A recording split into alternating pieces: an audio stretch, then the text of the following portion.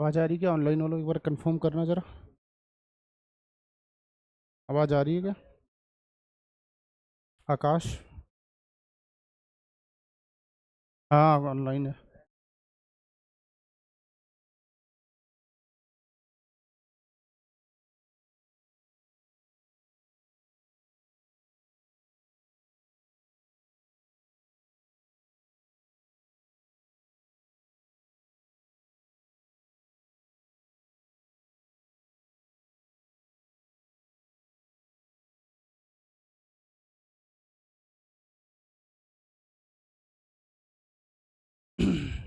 Yes okay thank you.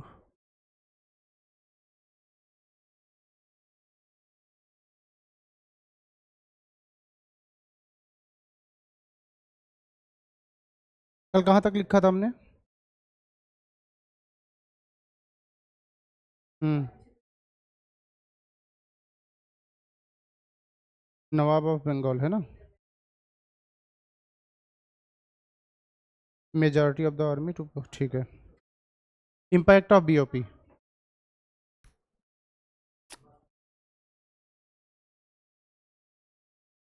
Impact of battle of Plassey. What was the impact? Aftermath. Good evening. Good Noon.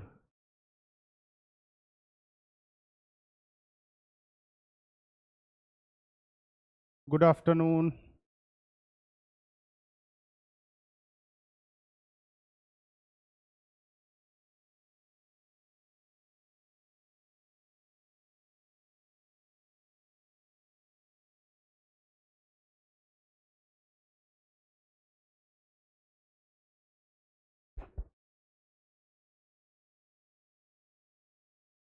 After math.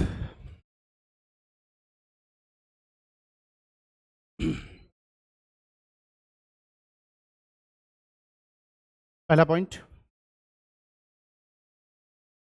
First point. हाँ अभी शुरू कर रहे हैं। Battle of Plassey हमने कल डिस्कस किया था थोड़ा उसके। व्हाट वाज द इम्पैक्ट्स, उसके बाद हुआ क्या क्या चीज़ें। First point was beginning of political supremacy of EIC. East India Company की मैंने बोला ना as a political power, rise of EIC. तो पहला point beginning of political supremacy of EIC. यहां से ऑफिशियली अब ईआईसी क्या हो गया। अभी तक सिर्फ ट्रेड करने आए थे, अब इनको लगा कि और भी स्कोप है। ठीक, जैसे कि कहीं पे जाओ सामान बेचने, जैसे होते ना ये होलसेलर, फेरी वाले, किसी दुकान पे सामान बेचने जाओ, उसके बाद तुम्हें लगे कि ये चांस है कि यहाँ मैं दुकान ही खोल लूँ, तो उस तरह से। Okay second point. ठीक है, पहला point beginning of political supremacy of EIC.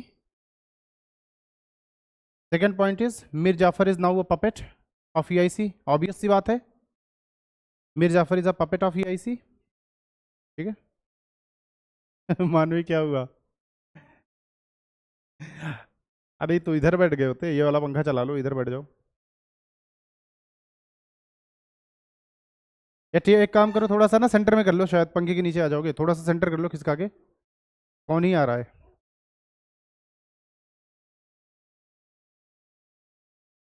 दो पॉइंट्स हो गए सबके। आगे बढ़ूं? Mir Jafar is a puppet. ठीक है, नेक्स्ट पॉइंट लिखो आप। Plassey plunder. Plassey plunder. Plassey plunder.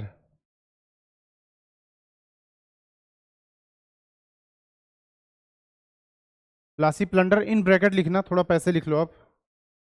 Plassey plunder in bracket 2,75,000 pounds. 2,75,000 pounds to royal military. सिर्फ 2,75,000 पाउंड रॉयल मिलिट्री के लिए, ठीक, comma 2.25 crore rupees to EIC. ये पाउंड है, ठीक है, this is for the pound. उसके बाद 2.25 CR for EIC, East India Company के लिए। ठीक है, ईआईसी कॉमा पर्सनल जागीर टू क्लाइव, एक पीजी मिल गया उसको। ठीक है, पर्सनल जागीर to Clive worth 35,000 pounds per annum. ठीक है, उस जागीर से मतलब वो कितना एक्सट्रैक्ट कर सकता था, 35,000 पाउंड्स पर एनम, है ना, 35,000 pounds per annum, comma 2,34,000 pounds to Clive, direct cash भी मिला। कितना था, 2 करोड़ 34 लाख था नहीं, ठीक है, 2.35 लैक्स, है ना, 34 बोल रहा हूँ शायद, ओके। अरे क्या ही हो रहा है,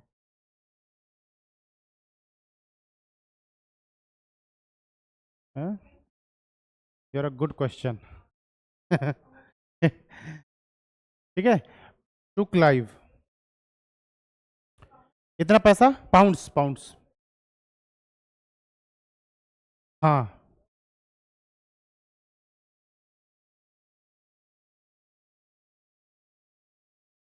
अरे रिचेस्ट पर्सन कैसे बनेगा भाई, how he is going to become richest person, इतना पैसा चाहिए ना। ठीक है, 2.34 लाख पाउंड्स। जागीर इज एज सच वो नहीं था, बट बंगाल में ही समवेयर, जनरली वो हुगली पोर्ट वाला रीजन था ना, ऐसे किनारे वाला, कोरोमंडल वाला रीजन उधर किधर थी।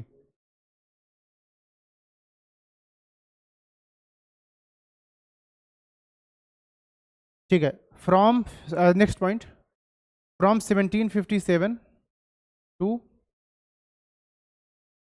1765, from 1757 to 1765 EIC, East India Company, extracted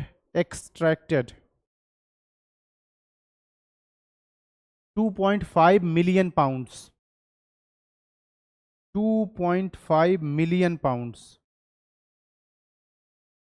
आज इतनी वैल्यू हो तो सोचो उस टाइम पे, हो सकता है खैर कन्वर्टेड हो ये 2.5 million pounds, as a political gift, as political gift from Nawab of Bengal. ऐसे थोड़ी 1770 में लोग मर रहे हैं, सोच के देखो, इतना लूट डालोगे किसी जगह को, वहां एक आग से फेमिन हो जाएगा तो बचेंगे थोड़ी वो लोग, यू आर एक्सट्रैक्टिंग ना, क्या छोड़ रहे हो आप उनके पास। ठीक है ना,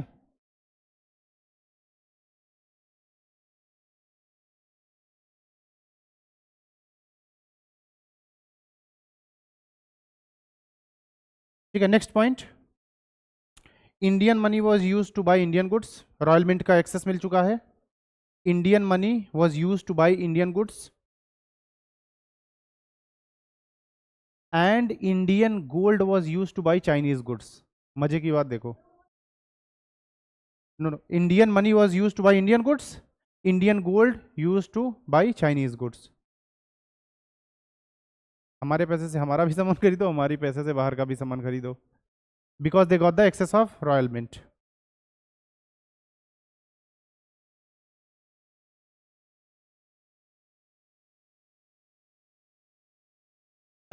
ब्रैकेट में उसके आगे लिख लेना ना, 10 drain of wealth begins,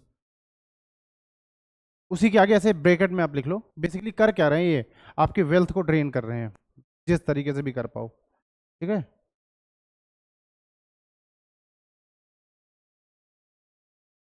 next point, misuse of दस्तक्स,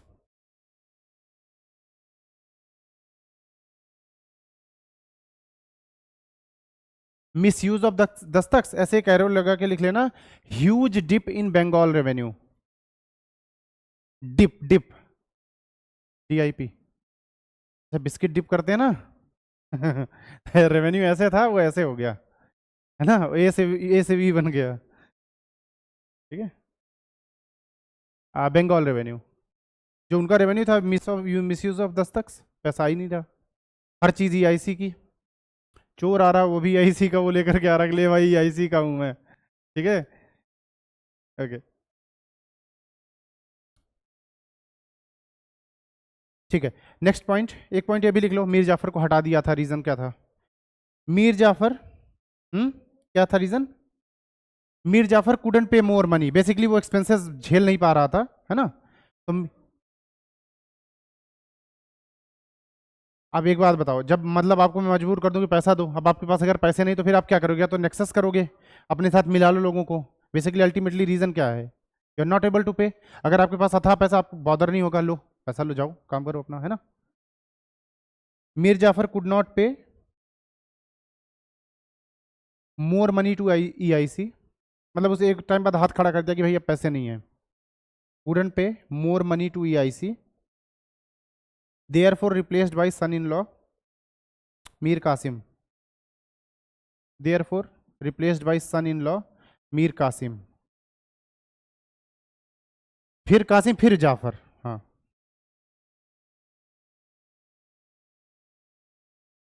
ठीक है। इसके सन इन लॉ ने बोला होगा कि हमें बनाओ, हम तुम्हें पैसा ला के देंगे, फिर वो भी फेल हो जाएगा, है ना? इजारादारी चल रही है कि लो, तुम लो, ये लो, ठीक है। अच्छा एक चीज देखो, मीर कासिम हटाया क्यों जाएगा? Again because of the conflict of दस्तक्स, मिस यूज ऑफ दस्तक्स। नेक्स्ट पॉइंट में ये भी लिख लो आप, the conflict between Mir Qasim and EIC over misuse of दस्तक्स। मीर कासिम को बनाया, इसको भी बुरा लगेगा कि भाई आप अर्निंग तो हमारी होने ही नहीं दे रहे हो, पैसा आपको पूरा चाहिए, ठीक है। The conflict between Mir Qasim and EIC over misuse of दस्तक्स, और ये चलता रहेगा।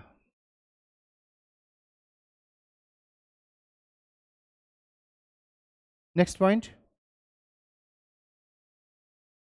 Mir Qasim ended all internal duties to bring parity. Mir Qasim ended all internal duties to bring parity between Indian merchants and British traders. ये अच्छा ऑप्शन था ना? फिर रुको बेटा, हम काम ही खत्म कर देते हैं तुम्हारा, अब करो मिस यूज ऑफ दस्तक, अब दोनों बराबर। हाँ, Indian merchants and British traders, bring parity, parity, parity समझते हो ना शाश्वत? Parity between Indian merchants and British traders. ना रहेगा टैक्स, ना होगी कोई दिक्कत, तो टैक्स ही हटा दो। अब करो मिस यूज ऑफ दस्तक, अब वो पेपर बेकार, आग वाग सेकने काम आए तो बात अलग है। फारूक सियार ऊपर से बैठ के देख रहा होगा कि ये सब क्या हो रहा है, अच्छा हुआ मैं अंधा हूं। ठीक है, okay. This led to, next point लिखना, अब इसकी वजह से क्या होगा? This led to huge losses to Bengal, but Qasim did this, but Qasim did this to protect the interest of Indian merchants. Indian merchants के लिए एक वरदान जैसा काम कर दिया उसने। But Qasim did this to protect the interest of Indian merchants. होगा ना कि अब जहां के हो थोड़ा तो लगाव होगा ही उनसे, उसको लगा कि कुछ नहीं कर सकता, इंटरनल मैटर्स अभी मेरे हाथ में, लाओ एक काम यही कर देता हूं, लो भाई इंडियन मर्चेंट्स। भाई ब्रिटिशर्स के लिए कोई टैक्स था नहीं, इंडियंस के लिए भी हटा दिया, किलो बराबर हो गई।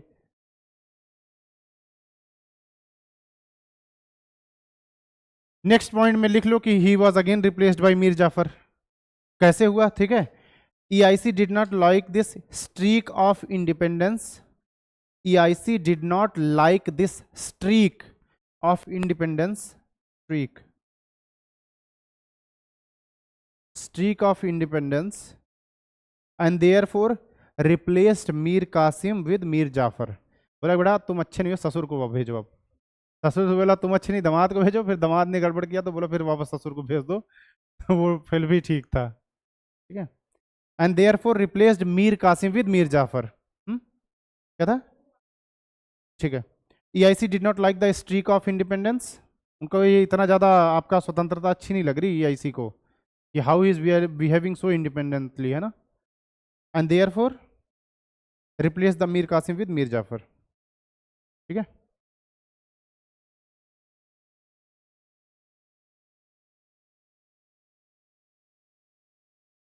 चलो,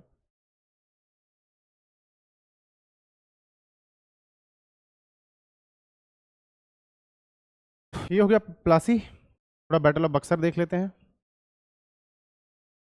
बीओबी, बैंक ऑफ बड़ौदा, ठीक है। ईयर था 1764। किसके किसके बीच?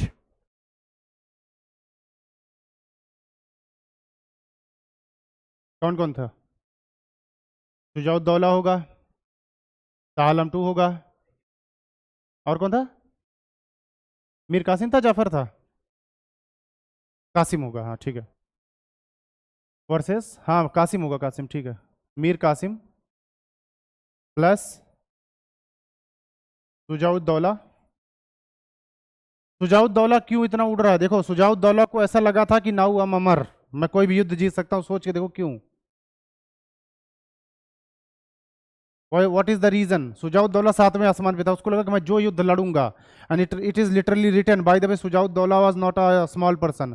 7.5 फुट का एकदम सांड जैसा आदमी था वो। उसकी जाकर के फोटो देखना आप, अगर कोई मिले आपको। 7.5 फुट का बंदा, ठीक, पूरा शरीर हर चीज भरा हुआ, बस ये वाला माला खाली था उसका जिसकी वजह से हार गए लोग। सुजाउद्दौला प्लस शाह आलम टू, ठीक। अब सुजाउद्दौला क्यों एकदम चौड़े में है, बताओ जरा मानो। भाई सुजाउद्दौला इज सो कॉन्फिडेंट कि भाई कोई भी युद्ध लड़वा लो मुझसे, मैं एक्सपर्ट हूं, अभी जीतूंगा, ये भी जीतूंगा, इनको भी हरा दूंगा। और एक टाइम आएगा सुजाउद्दौला खुद को डिक्लेयर कर देगा, मिठाई उठाई बढ़ जाएगी, हलवा बनना शुरू हो जाएगा पार्लियामेंट में। मिठाई बांट दी इसने कि जीत गए युद्ध हम। फिर क्या, फिर ब्रिटिशर्स आखिरी वार करते हैं और उसके बाद पासा पलट जाता है। बैटल ऑफ बक्सर में बाय द वे इनिशियली वो जीत जाते हैं ये लोग। ये जो पार्टी है ना सुजाउद्दौला, मैंने बोला कि ही वॉज वेरी स्ट्रांग। क्यों? अरे पठान तो ठीक है, ये मीर कासिम उसिम क्या है? अरे ये भी वही है, ठीक है। सुजाउद्दौला देखो हुआ क्या था, रिसेंटली किसको हरा कर आ रहा? मराठास को। अब्दाली के साथ लड़ा भाई, सातवें आसमान पे, डिफीटेड द मेजर पावर। जब अब मैं मराठा को हरा सकता हूं तो ये ईआईसी वाईसी क्या है? भाई तभी आपको पता है ईआईसी की स्ट्रेंथ कितनी थी जब ये लड़े थे 1757 का बैटल? 2,500 सैनिक थे इनके टोटल, 2,500।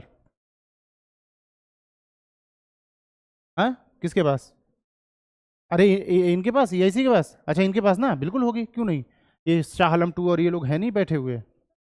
मैं वही तो कह रहा हूँ कि रीजन बताता हूँ कि क्यों हारे, अभी देखते हैं वो। मतलब ऐसा कोई बड़ा रीजन नहीं था ये, मैं तो कह रहा हूँ सुजाउद्दौला की वजह से हारे। अगर किसी को एक पर्सन को आपको बताना हो कि किसकी वजह से ये बैटल हार गए, दिस गाय सुजाउद्दौला ठीक है, ओके। तो इनके बीच हुआ था अल्टीमेटली, और इसका आउटकम क्या होगा? ईआईसी जीत जाएगी, है ना। EIC will win this battle, EIC will be victorious. ये तीन लोग। अच्छा ये दो लोग क्यों है? देखो मेन लड़ाई मीर कासिम की है, ये इन दोनों का कोई लेना देना नहीं था। सुजाउद्दौला पैसे के लिए आया, इसको exact I think 3.5 lakh pound या कुछ तो ऑफर किया था, देखता हूँ भी एग्जैक्ट फिगर आपको बताऊंगा। सुजाउद्दौला को रेडी किया तो इसने बोला शाह आलम टू तुम भी चलो साथ में, बदला ले लेंगे तुम्हारा भी, लगे हाथ, ठीक है। तो दिस इज द थिंग। इसको अच्छा अच्छा इसको बंगाल भी प्रॉमिस किया गया था कि बंगाल भी दे देंगे तुम्हें हम, अगर तुम जीत जाओगे तो बंगाल वाला एरिया तुम्हारा, या बिहार या बंगाल ऐसा कुछ था, देखते हैं। Bengal I think was promised. खैर सुजाउद्दौला का टाइम पीरियड क्या था चार्ट में देखना?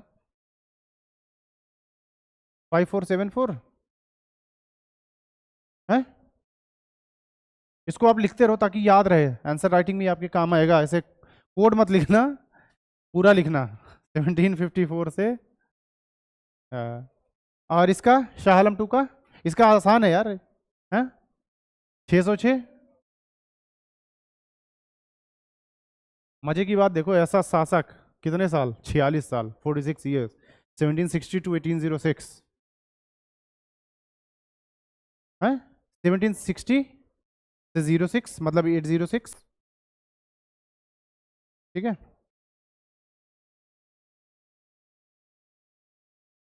तो इसके अच्छा कुछ पॉइंट्स देखते हैं। पहला, अगर मैं शुजाउद्दौला की बात करूं, he fought for bribe, for bribe, उसको कोई लेना देना नहीं था इस बैटल से, बस उसका पारा हाई था कि मैं मराठास को हरा के आ रहा हूं, India power, all India power, मैं किसी को भी हरा सकता हूं, ठीक है। अच्छा, ये ब्राइब में क्या था? It was Bengal, it was Bihar plus money. He was promised that he will be getting Bihar, अगर वो जिता देता है ये युद्ध, will be getting Bihar and he will be getting some money. ठीक है। Shah Alam two again, he was not an ally but still joint because Shujauddaula ने उसको मना लिया कि भाई आजा, साथ आजा, मिलके लड़ेंगे, हाथ जीत जाएंगे, तुझे भी कुछ टेरिटरी मिल जाएगी, क्योंकि दिल्ली से तो भागा हुआ शाह आलम टू, दिल्ली छोड़ दिया था इसने। ठीक है। इस बैटल का इंपॉर्टेंस देखो, एक चीज जान लो, आप कभी भी दो बैटल्स में से पिक करना हो तो इस बैटल का बहुत ज्यादा इंपॉर्टेंस है। Battle of Plassey is nothing but plunder. ठीक है। वहां से अभी ऑफिशियली रूल नहीं शुरू हुआ ब्रिटिश। अच्छा, व्हाट इज द डिफरेंस? मैं जैसे अगर मैं दोनों को कंपेयर करूं, बैटल ऑफ प्लासी को और बैटल ऑफ बक्सर को, एक एक लाइन में अगर कोई बोले कि व्हाट इज द डिफरेंस, तो here Britishers conquered India, here they started ruling India, this is the difference, है ना। यहां पे क्या किया? सिर्फ जीता, और उसके बाद का प्रोसेस क्या होगा? जब आप किसी एरिया को जीतते हो या तो छोड़ देते हो उसको, जैसे मराठास करते थे, पैसे वैसे लेते रहो, एरिया को जीत करके छोड़ दो। और एक होता है कि जीतने के बाद उस एरिया को क्या करो? रूल करने लग जाओ। तो here they conquered India, EIC conquered India, India को जीता, and from this battle they started ruling India. Dual government आ जाएगी, बहुत सारी चीजें आ जाएंगी, है ना। तो यहां से रूल स्टेब्लिश हो रहा है, यहां से वो जीत रहे हैं इंडिया को। ठीक है। डिफरेंस समझ आया इन दो बैटल्स का? इसकी इंपॉर्टेंस इसीलिए ज्यादा है क्योंकि जब उन्होंने रूल करना शुरू किया, then that is the importance. यहाँ तो खाली प्लंडर था, बस लूटने के चक्कर में थे कि कितना पैसा लूट लो आप। ठीक है। ये नहीं सोचा था कि लंबे टाइम तक रह करके रूल करेंगे, यहां से सोचेंगे। अच्छा, इसकी इंपॉर्टेंस क्या है? कुछ बहुत जरूरी बातें हुई इसमें, जैसे उसमें से पहले इंपॉर्टेंस क्या है? बैटल ऑफ बक्सर की, ट्रीटी ऑफ इलाहाबाद। पहला इंपॉर्टेंस इसका ट्रीटी ऑफ इलाहाबाद।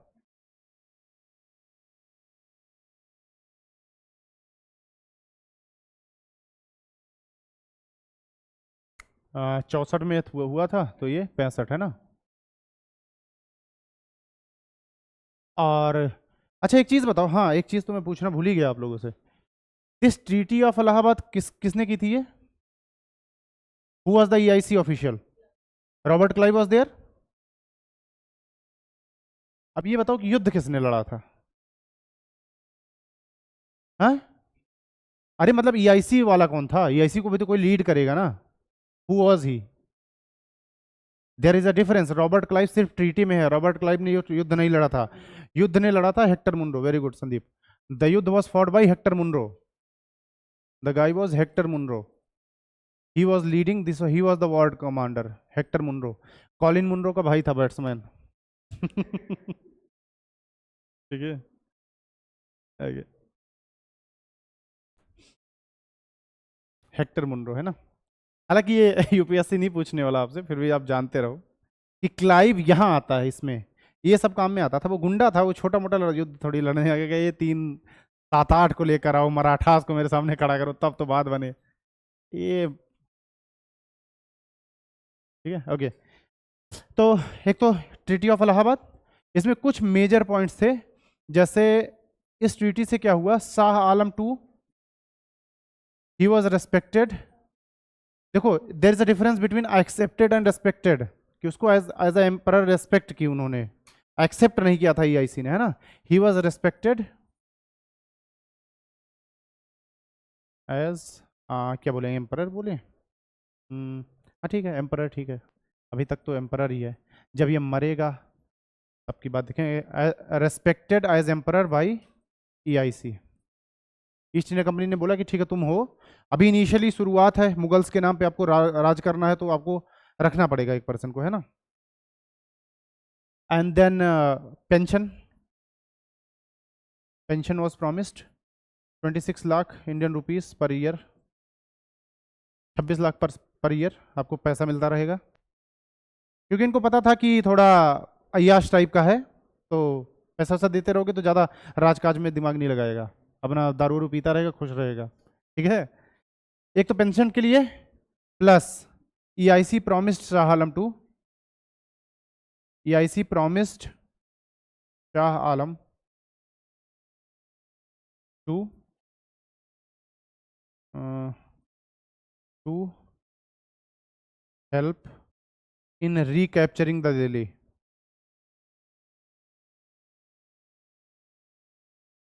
ठीक है, recapturing the Delhi. Don't worry, background बताता हूँ कि हुआ क्या था। अच्छा, किससे रिकैप्चर करने की बात हो रही है? फ्रॉम कौन थे दिल्ली में इस टाइम पे? रोहिल्लाज।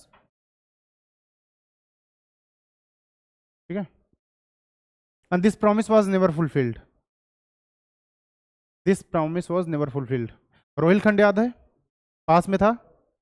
ठीक, इनको लगा कि शाह आलम है नहीं, चल लो दिल्ली चलेंगे, जामा मस्जिद चिकन विकन खाएंगे। तो वो आकर के बैठ गए, उनको लगा सीट खाली लो, बैठ भी जाते हैं, खाने के बाद आराम भी तो करना होगा। तो उनको लगा चलो आराम करने गए, देखे महल खाली, तो लगा दिया बोर्ड अपना कि लो भाई आज से हम राजा। तो रोहिल्लास के खिलाफ, अच्छा इसको ब्रैकेट में आप लिख लेंगे, this promise was never fulfilled. EIC ने कभी इस प्रॉमिस को फुलफिल नहीं किया, क्योंकि वो बेसिकली क्या, लड़ाई नहीं चाहते थे कोई और, वॉर एक्सपेंसेस उनको अवॉइड करने हैं। There is huge war expenses, नहीं प्रॉफिट क्या होगा? This promise was never fulfilled. तो फिर क्या होगा? ये प्रॉमिस फुलफिल नहीं हुआ, ये वापस आएंगे किसके पास? सिंधिया। Scindia of what? ग्वालियर। सिंधिया से बोलेंगे कि भाई ये ऐसी तो मदद करनी, तुम मदद कर दो। सिंधिया इनकी मदद करेंगे रिकैप्चर करने में। ठीक है, थोड़ा सा दिल्ली की स्टोरी भी देखते हैं कि बैकग्राउंड में क्या चल रहा था। ठीक है, अच्छा ये तो बात होगी शाह आलम 2 की। ठीक है, बंगाल में क्या इंपैक्ट पड़ा बैटल ऑफ बक्सर का? It led to dual government. Bengal में क्या हुआ? दो मेन चीजें, it led to dual government, concept समझाता हूं आपको डुअल गवर्नमेंट का, और पॉलिसी ऑफ इनडायरेक्ट रूल।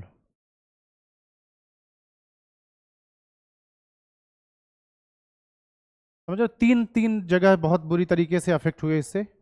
मतलब तीन क्या, दो ही बोलेंगे, बाद में आकर के चीजें बदलेंगी, अवध वगैरह भी होंगे, बट बेसिकली बंगाल बहुत बुरी तरीके से अफेक्ट होगा, क्योंकि लड़ाई ही वहीं हुई मेजर, है ना।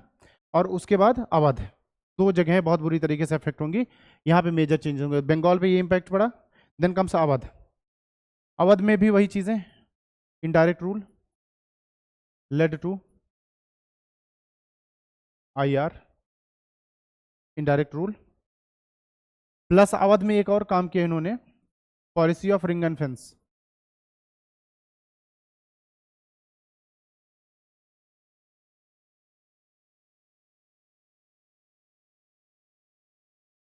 इसी को अगर मैं बोलूं, चलो ठीक है एक चीज और लिख ही लो, plus they station their army, क्योंकि policy of ring and fence थोड़ी सी अलग है। फिलहाल अगर ये होता है तो ये होता है। हाँ, अरे सारा बताऊंगा एक एक, रुक जाओ, थांबा। ठीक है, ये सारा बताऊंगा। डुअल गवर्नमेंट का कंसेप्ट क्या है?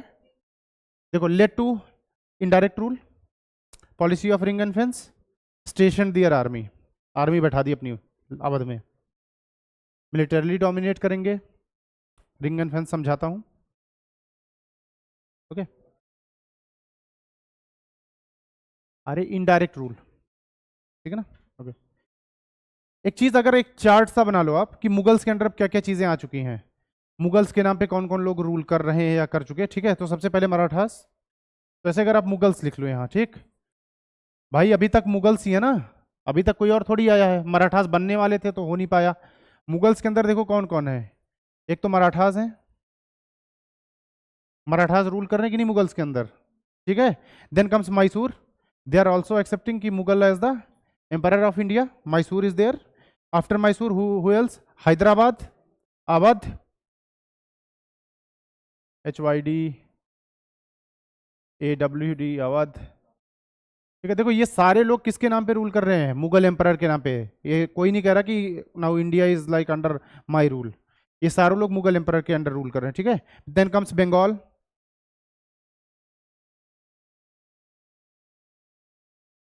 इधर है, कभी गर्मी कभी ठंडी, हुआ क्या? ठीक है, बंगाल हो गया, Bengal, Awadh AWD, Bengal, Rajput, Afghans, and now who else? EIC, East India Company. There is another player comes EIC, और EIC को क्या बोलते थे ये लोग? What was the name of EIC? They called as company Bahadur. इनको लगा नेपाल से आए हैं। बताओ यार तुम लोग कितने रेसिस्ट हो, मैंने नहीं बोली ये चीज। टू बी क्लियर, ठीक है, मानव ने कहा था। तो दे वर नोन एज कंपनी बहादुर, ये उनको ऐसा कंपनी बहादुर बुलाते थे। ठीक है, ठीक है। तो ये भी जैसे बाकी लोग कर रहे हैं, ये भी इनको लगा कि मुगल्स के अंडर ही रहो अभी, क्योंकि बहुत टाइम से मुगल्स राज कर रहे हैं, इंडियंस का कंसेंट जुड़ा हुआ है, थोड़ा सेंटिमेंटल है उनके लिए, एकाएक से हटाएंगे तो रिवोल्ट्स हो सकते हैं ना। तो टाइम आएगा 1857-58 जब डायरेक्ट रूल हो जाएगा कि अभी IC is the sole ruler of India. अच्छा एक सेकंड।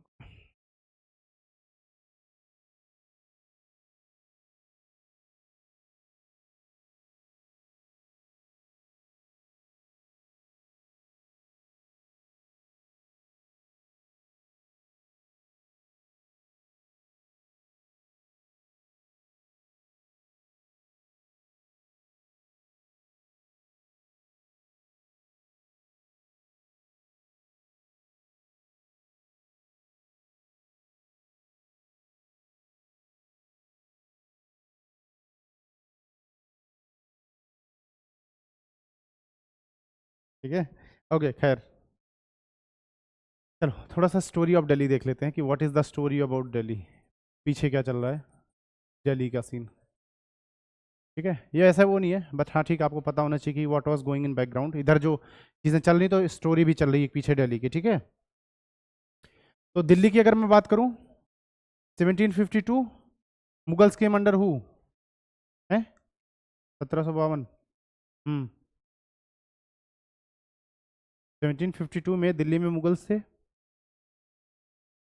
हाँ, they came under protection of Maratha, Mughals under protection of Marathas, यही तो हुआ 1752 में, उन्होंने फाइनली एक्सेप्ट कर लिया, now we are under your protection. ठीक, और उसके बाद कौन स्टैब्लिश किया जाएगा, रूलर कौन होगा, वॉज द रूलर, अरे 1752 के बाद हु वाज, मराठास किसको बैठाएंगे, Alamgir two, Alamgir two as a puppet. Delhi की थोड़ी सी बैकग्राउंड स्टोरी देख रहे हैं, क्योंकि बाकी जगहों की बात करें, दिल्ली का थोड़ा बात हमने कम की, तो मैंने कहा कि चलो एक भी स्टोरी आपको याद रहे। Alamgir two as a puppet, मदद कौन करेगा, मतलब इससे पहले मराठास को हेल्प करने वाले कौन होंगे, सैयद ब्रदर्स, उन्होंने हेल्प की थी, देन फिर वो मर जाएंगे, चिनकुलिच खान आ जाएगा, मर जाएगा, but that is a difference, Marathas को वहां बैठाने में the main person is Syed brothers, है ना, उन्होंने हेल्प की। अच्छा, अब आलमगीर टू के साथ एक और पर्सन यहाँ पे है जो कि मराठास का बहुत वो है, close ally, what is the name, भाई इनका वजीर दिल्ली का कौन है, what is the name, Gaddarul Mulk, what was the name, Imadul Mulk और इमादुल मुल्क और गद्दारुल मुल्क, इसके डर से भाग जाएगा इसका बेटा, इसी के डर से भागा था ना।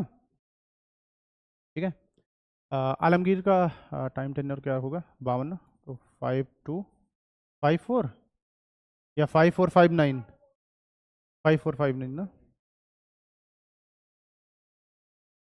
5459। ठीक है, he was as a puppet, और फिर क्या होगा, अभी देखो ये चलता रहेगा अनलेस मराठास आर डिफीटेड। 1761 में क्या होगा, Marathas they are defeated, third BOP है ना, बैटल ऑफ प्लासी है ना दिव्या, तीसरा, अच्छा, third BOP, Marathas are defeated. अब जब यहां मराठा हार गए, now Marathas are weak in the centre, this guy अब ये कुछ नहीं कर सकता, सबसे नियर में जो सबसे पावरफुल लोग हैं वो है रोहिल्लास, मराठास हारे और रोहिल्लास आए, तो नाउ दिल्ली इज अंडर रोहिल्लास,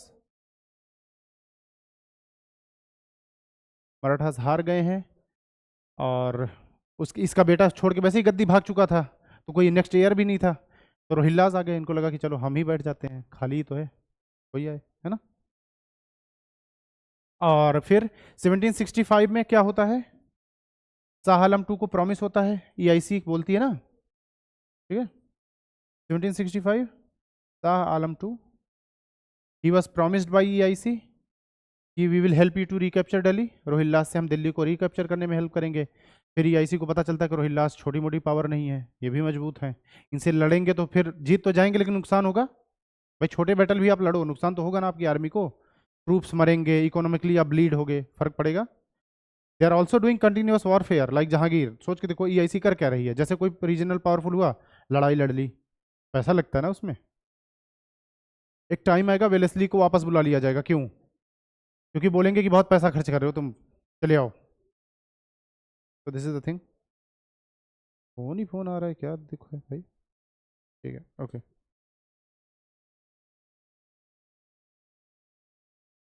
अच्छा, ये promise it was never fulfilled, it was never fulfilled. अब शाह आलम टू गए किसके पास, इसी कंटेक्स्ट में ही वेंट टू 1777 1771, ठीक है, महादजी के पास। महादजी याद है, हु वाज महादजी? वो, अरे नाम तो मुझे भी पता है, हैं, साल भाई, है ना, ओके। तो they went to Mahadji Shinde, और बोला कि शाह आलम टू इनके पास गया, बोला कि भाई कुछ मदद करिए आप, मराठास, मैंने बोला था कि एक टाइम आएगा कि Marathas are somewhere still powerful, हार गए एज अ मतलब सेंट्रल पावर, लेकिन दे आर स्टिल पावरफुल। वो जो क्या कहते हैं, महाराष्ट्र वाला रीजन है, मराठास का अभी भी वहाँ पावर है, ठीक है ना। महाजी शिंदे, महाजी शिंदे ने हेल्प किया क्या, रिकैप्चरिंग दिल्ली, रोहिल्लास को हराया, and then Shah Alam two got the Delhi, ठीक। तो Mahadji Shinde defeated Rohillas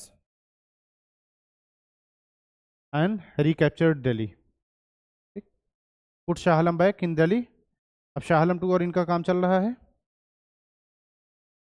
and then finally Delhi was captured by EIC in 1803, battle of Delhi बोलते हैं उसको, 1803, ठीक है, BOD, बैटल ऑफ दिल्ली।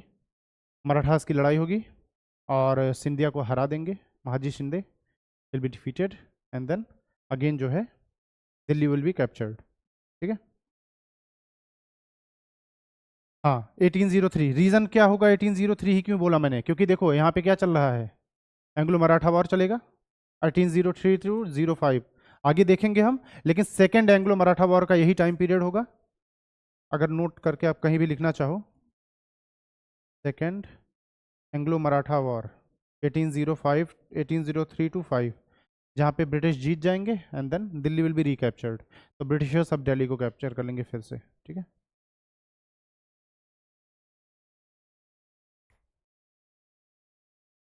क्या है, second Anglo Maratha war, AM क्यों, अच्छा ये कंफ्यूजिंग हो सकता है, एंग्लो मैसूर में भी AM आता है, याद रखना कि ये एंग्लो मराठा है, मैसूर वाला नहीं है ना, क्योंकि ये इससे रिलेट होता है। अरे AM दो के लिए है, मैसूर और मराठा दो हो सकते हैं ना, और सम और लेस, मोर और लेस, अभी जब हम बात करेंगे, जैसे एंग्लो मैसूर वॉर चल रहा है, एंग्लो मराठा वॉर भी लगभग सेम टाइम पे चल रहा होगा, लड़ाई चल रही होगी वहां पे भी, है ना। Okay. चलो कुछ कंसेप्ट देख लेते हैं 1765 से 72, जैसे dual government. What is dual government? Dual government का कंसेप्ट सिर्फ 1765 से 72 तक रहेगा, ये चीज आप क्लियर रखना, उसके बाद ड्यूअल गवर्नमेंट का कंसेप्ट खत्म हो जाएगा, there be no concept of dual government, ठीक है। ये लीगल स्ट्रक्चर था, मतलब ऑन पेपर, किसी भी स्ट्रक्चर को लीगल बोलेंगे तो this is the on paper structure, paper पे लिखा होगा कि this is the dual government. अब डुअल गवर्नमेंट में क्या क्या चीजें होंगी ये देखो आप, हाँ 72 के बाद खत्म कहानी डुअल गवर्नमेंट की, ठीक है, DG डुअल गवर्नमेंट। तो यहाँ पे दो हिस्सा, एक होगा दीवानी, ठीक है, और एक होगा मस्तानी Okay. दीवानी एंड निजामत, ठीक है, दीवानी और निजामत दो स्ट्रक्चर होंगे, 65 टू 72, 65 से 72, उसके बाद ड्यूअल गवर्नमेंट वाला कंसेप्ट खत्म हो जाएगा, इसीलिए मैंने यहाँ लिख दिया, इसका भी टाइम पीरियड है, इतने टाइम तक ये शासक रहेगा ड्यूअल गवर्नमेंट, है ना। दीवानी एंड देन निजामत, दो तरह की। व्हाट इज दीवानी? पैसा वाला, ठीक है। तो रेवेन्यू कलेक्शन, रेवेन्यू कलेक्शन वाला कौन रखेगा सोचो, किसके पास होना चाहिए ये? EIC? इनको पैसे से मतलब है, तो ये चाहिए कि दीवानी वाला पार्ट हमें दे दो। बाकी देखो निजामत अगर आप बुक पढ़ोगे स्पेशली स्पेक्ट्रम वगैरह में तो मेंशन्ड है कि it is law and order, लेकिन ये ऐसा नहीं है। लॉ एंड ऑर्डर के अलावा भी स्टेट के हजारों काम हो सकते हैं, है ना। तो ये बोलोगे कि एक्सेप्ट दीवानी all other works, all other matters, है ना। तो हम क्या लिखेंगे? एक्सेप्ट दीवानी the other matters, it will be with the state, राज्य, और विद द निजाम। ठीक है, कुछ भी बोलो आप। तो सिर्फ क्या कहते हैं कि दीवानी वाला जो मैटर होगा, रेवेन्यू कलेक्शन का मैटर, EIC अपने पास रखेगी। बाकी स्टेट का जो अदर अफेयर्स होगा, अदर मैटर्स होंगे, अदर अफेयर्स होंगे। हालांकि बुक में इसको लॉ एंड ऑर्डर बोला गया है, जो कि सही नहीं है। सिर्फ लॉ एंड ऑर्डर ही काम नहीं होता ना, बहुत सारे काम होते हैं। बुक में इसको लॉ एंड ऑर्डर बोलते हैं, निजामत को, but there are other works. तो आप इसको इस तरह से बोल देते कि law and order and other works, तो ये बात ठीक हो जाती है ना। तो निजामत को लॉ एंड ऑर्डर बोला गया बुक्स में, बट उसके साथ अदर मैटर्स भी तो हैं। तो निजामत इज समवॉट की पूरे जो मैटर्स हैं आपके एक्सेप्ट रेवेन्यू कलेक्शन। पैसा मुझे चाहिए, EIC वैसे बोलेगा देन, ठीक है, ओके। अब देखो आप ये वाला पार्ट, और यहाँ पे ये बोलेंगे कि आपको क्या होगी, ऑटोनॉमी होगी। दिस इज ऑन पेपर, ठीक है। तो इन प्रैक्टिस ये सीन चल रहा है, सॉरी ऑन पेपर ये सीन चल रहा है, बट इन प्रैक्टिस बात कुछ और है। क्योंकि आप सोच के देखो कि सिर्फ इससे तो ब्रिटिशर्स खुश नहीं होंगे, यहाँ भी ये लोग अपने टांग अड़ाना शुरू करेंगे। किस तरह से टांग अड़ाते हैं वो अभी देखते हैं हम। फिलहाल ये समझ आया। नाउ देखते हैं कि what is policy of indirect rule. ये this is the dual government. Such, is it clear? तो ड्यूअल गवर्नमेंट क्यों मैं इसको बोल रहा हूँ 1772 तक? क्योंकि 72 के बाद क्या होगा, ये खुद कर लेंगे कि ये भी मैं देखूंगा, ये भी मैं देखूंगा, है ना। पहले थोड़ा थोड़ा इंटरफेयर करेंगे, पैसा तो कलेक्ट कर ही रहे थे। जैसे यहाँ मान लो कोई मैटर हो कि मान लो किसी को एज अ ऑफिसर अपॉइंट करना हो, है ना। तो अब अच्छा एक चीज़ और सोच के देखो, इनके एक्सपेंसेस कौन देगा? Who will be paying the expenses? अगर they are extracting the revenue तो एक्सपेंसेस भी यही देंगे। किसी को अपॉइंट करोगे तो हु विल डिसाइड कि भाई सैलरी वगैरह कितनी होगी? इनडायरेक्ट इन्फ्लुएंस है आपका। ऐसे आप धीरे धीरे टांग ज़्यादा अड़ाओगे। पहले आप ऐसे टांग अड़ा रहे थे, फिर आप ऐसे खड़े हो जाओगे आधा, ठीक, फिर ऐसे धीरे धीरे धीरे धीरे आप पूरा घुस जाओगे इसमें। तो वेन ग्राफ बनेगा, तो आप इधर से पूरा शिफ्ट हो गए, तो पूरा एक बन गया, है ना। तो अब यहाँ हो मोर और लेस वो दोनों जगह पे हो जाएंगे। 1772 के बाद आपको ये देखेगा अवध अवध में सीधा डायरेक्ट इंटरफेरेंस, सक्सेशन डिस्प्यूट में ही घुस जाएंगे कि भाई ये राजा नहीं बनेगा, है ना। क्योंकि भाई ये मैटर यहाँ होगा ना, विल बी नेक्स्ट किंग। ये किसका मैटर होगा? निजाम का मैटर है ये। Who are you, why are you interfering? तो ये धीरे धीरे घुस जाएंगे उसमें, डुअल गवर्नमेंट का कंसेप्ट खत्म हो जाएगा, ठीक है। Now comes policy of indirect rule.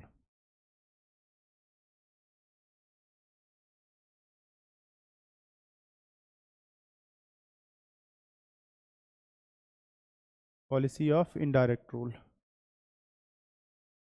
ठीक है। What was it Shaurya? What is policy of indirect rule? काम वो लोग कर रहे हैं, ठीक है, ओके।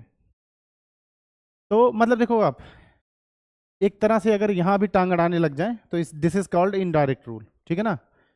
तो इन प्रैक्टिस क्या चीज़ चल रही है? देखो पॉलिसी ऑफ इनडायरेक्ट रूल में आप क्या बोलोगे कि इन प्रैक्टिस, सही मायने में इन प्रैक्टिस, देखो ऑन पेपर तो बात अलग है, इन प्रैक्टिस क्या है? They are managing the revenue things, EIC is managing the revenue thing, yes और नो, है ना। Diwani is under them legally. तो रेवेन्यू, या फिर मैं बोलूँ कि दीवानी, ये लीगली, मतलब लीगली की, अच्छा जब भी बात करूंगा तो समझ लेना on paper, it is on paper. In practice वो चीज़ अलग हो सकती है, ऑन पेपर अलग हो सकती है। लीगली दीवानी किसके पास है? EIC के पास। EIC is holding this Deewani legally. क्योंकि सोच के देखो, जैसे मेट्रो वगैरह में है, ऑन पेपर या लीगली क्या होना चाहिए कि आप वहाँ कैमरा यूज नहीं कर सकते। इन प्रैक्टिस क्या चल रहा है? रीलें बन रही हैं, ठीक है। तो ये चीज, ये फर्क होता है, ठीक है।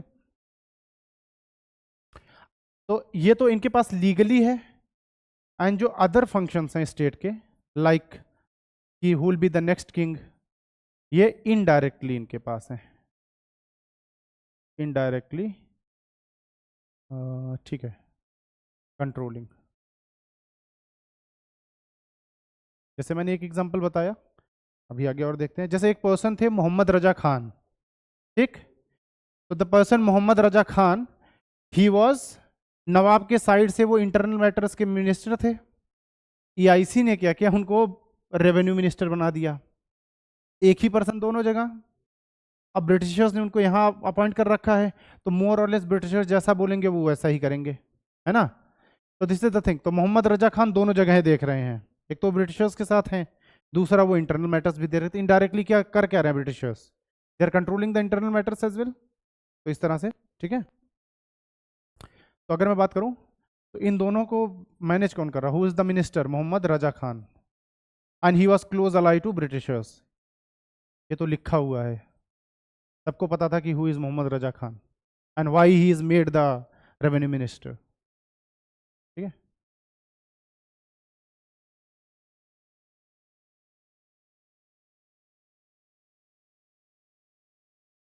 तो ये चीज लीगली हो रही है प्लस इन प्रैक्टिस, है ना। अगर मैं दीवानी को बोलूँ तो ये लीगल भी उन्हीं के पास होनी चाहिए, इन प्रैक्टिस भी उन्हीं के पास है, लेकिन ये चीज लीगली उनके पास नहीं है। लेकिन अगर मैं इन प्रैक्टिस की बात करूं तो they are doing this thing as well, other functions as well, कह सकता हूं कि नहीं। This is legal plus plus in practice, this is not legal but plus in practice, है ना। ये लीगल तो नहीं है but still in practice who is controlling that, EIC।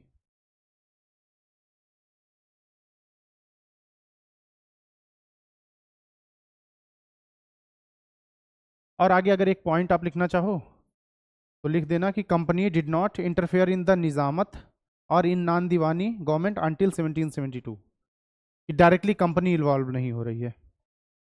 Company did not interfere, didn't interfere in non diwani, ठीक है, और निजामत, interfere in non दीवानी और निजामत मैटर्स अंटिल 1772। उसके बाद डायरेक्ट इंटरफेरेंस होगी कि भाई ये काम नहीं होगा। तो इसीलिए 1772 will be the last of the dual government, उसके बाद फिर डुअल गवर्नमेंट वगैरह वाला कंसेप्ट खत्म, ठीक है। ओके, बैटल ऑफ बक्सर के कुछ और पॉइंट्स देख लेते हैं जो इंपॉर्टेंट थे। सुजाउद्दौला क्यों आया था, क्या पैसे थे, कहाँ हारे, ये सारी चीज़ें, कुछ कुछ पॉइंट्स। हाँ हाँ, सिराजुद्दौला का देखना पड़ेगा फैमिली ट्री, अगर लिखवाया है फैमिली ट्री तो बनवा रखा है। था क्या रिलेटिव सुजाउद्दौला सिराजुद्दौला,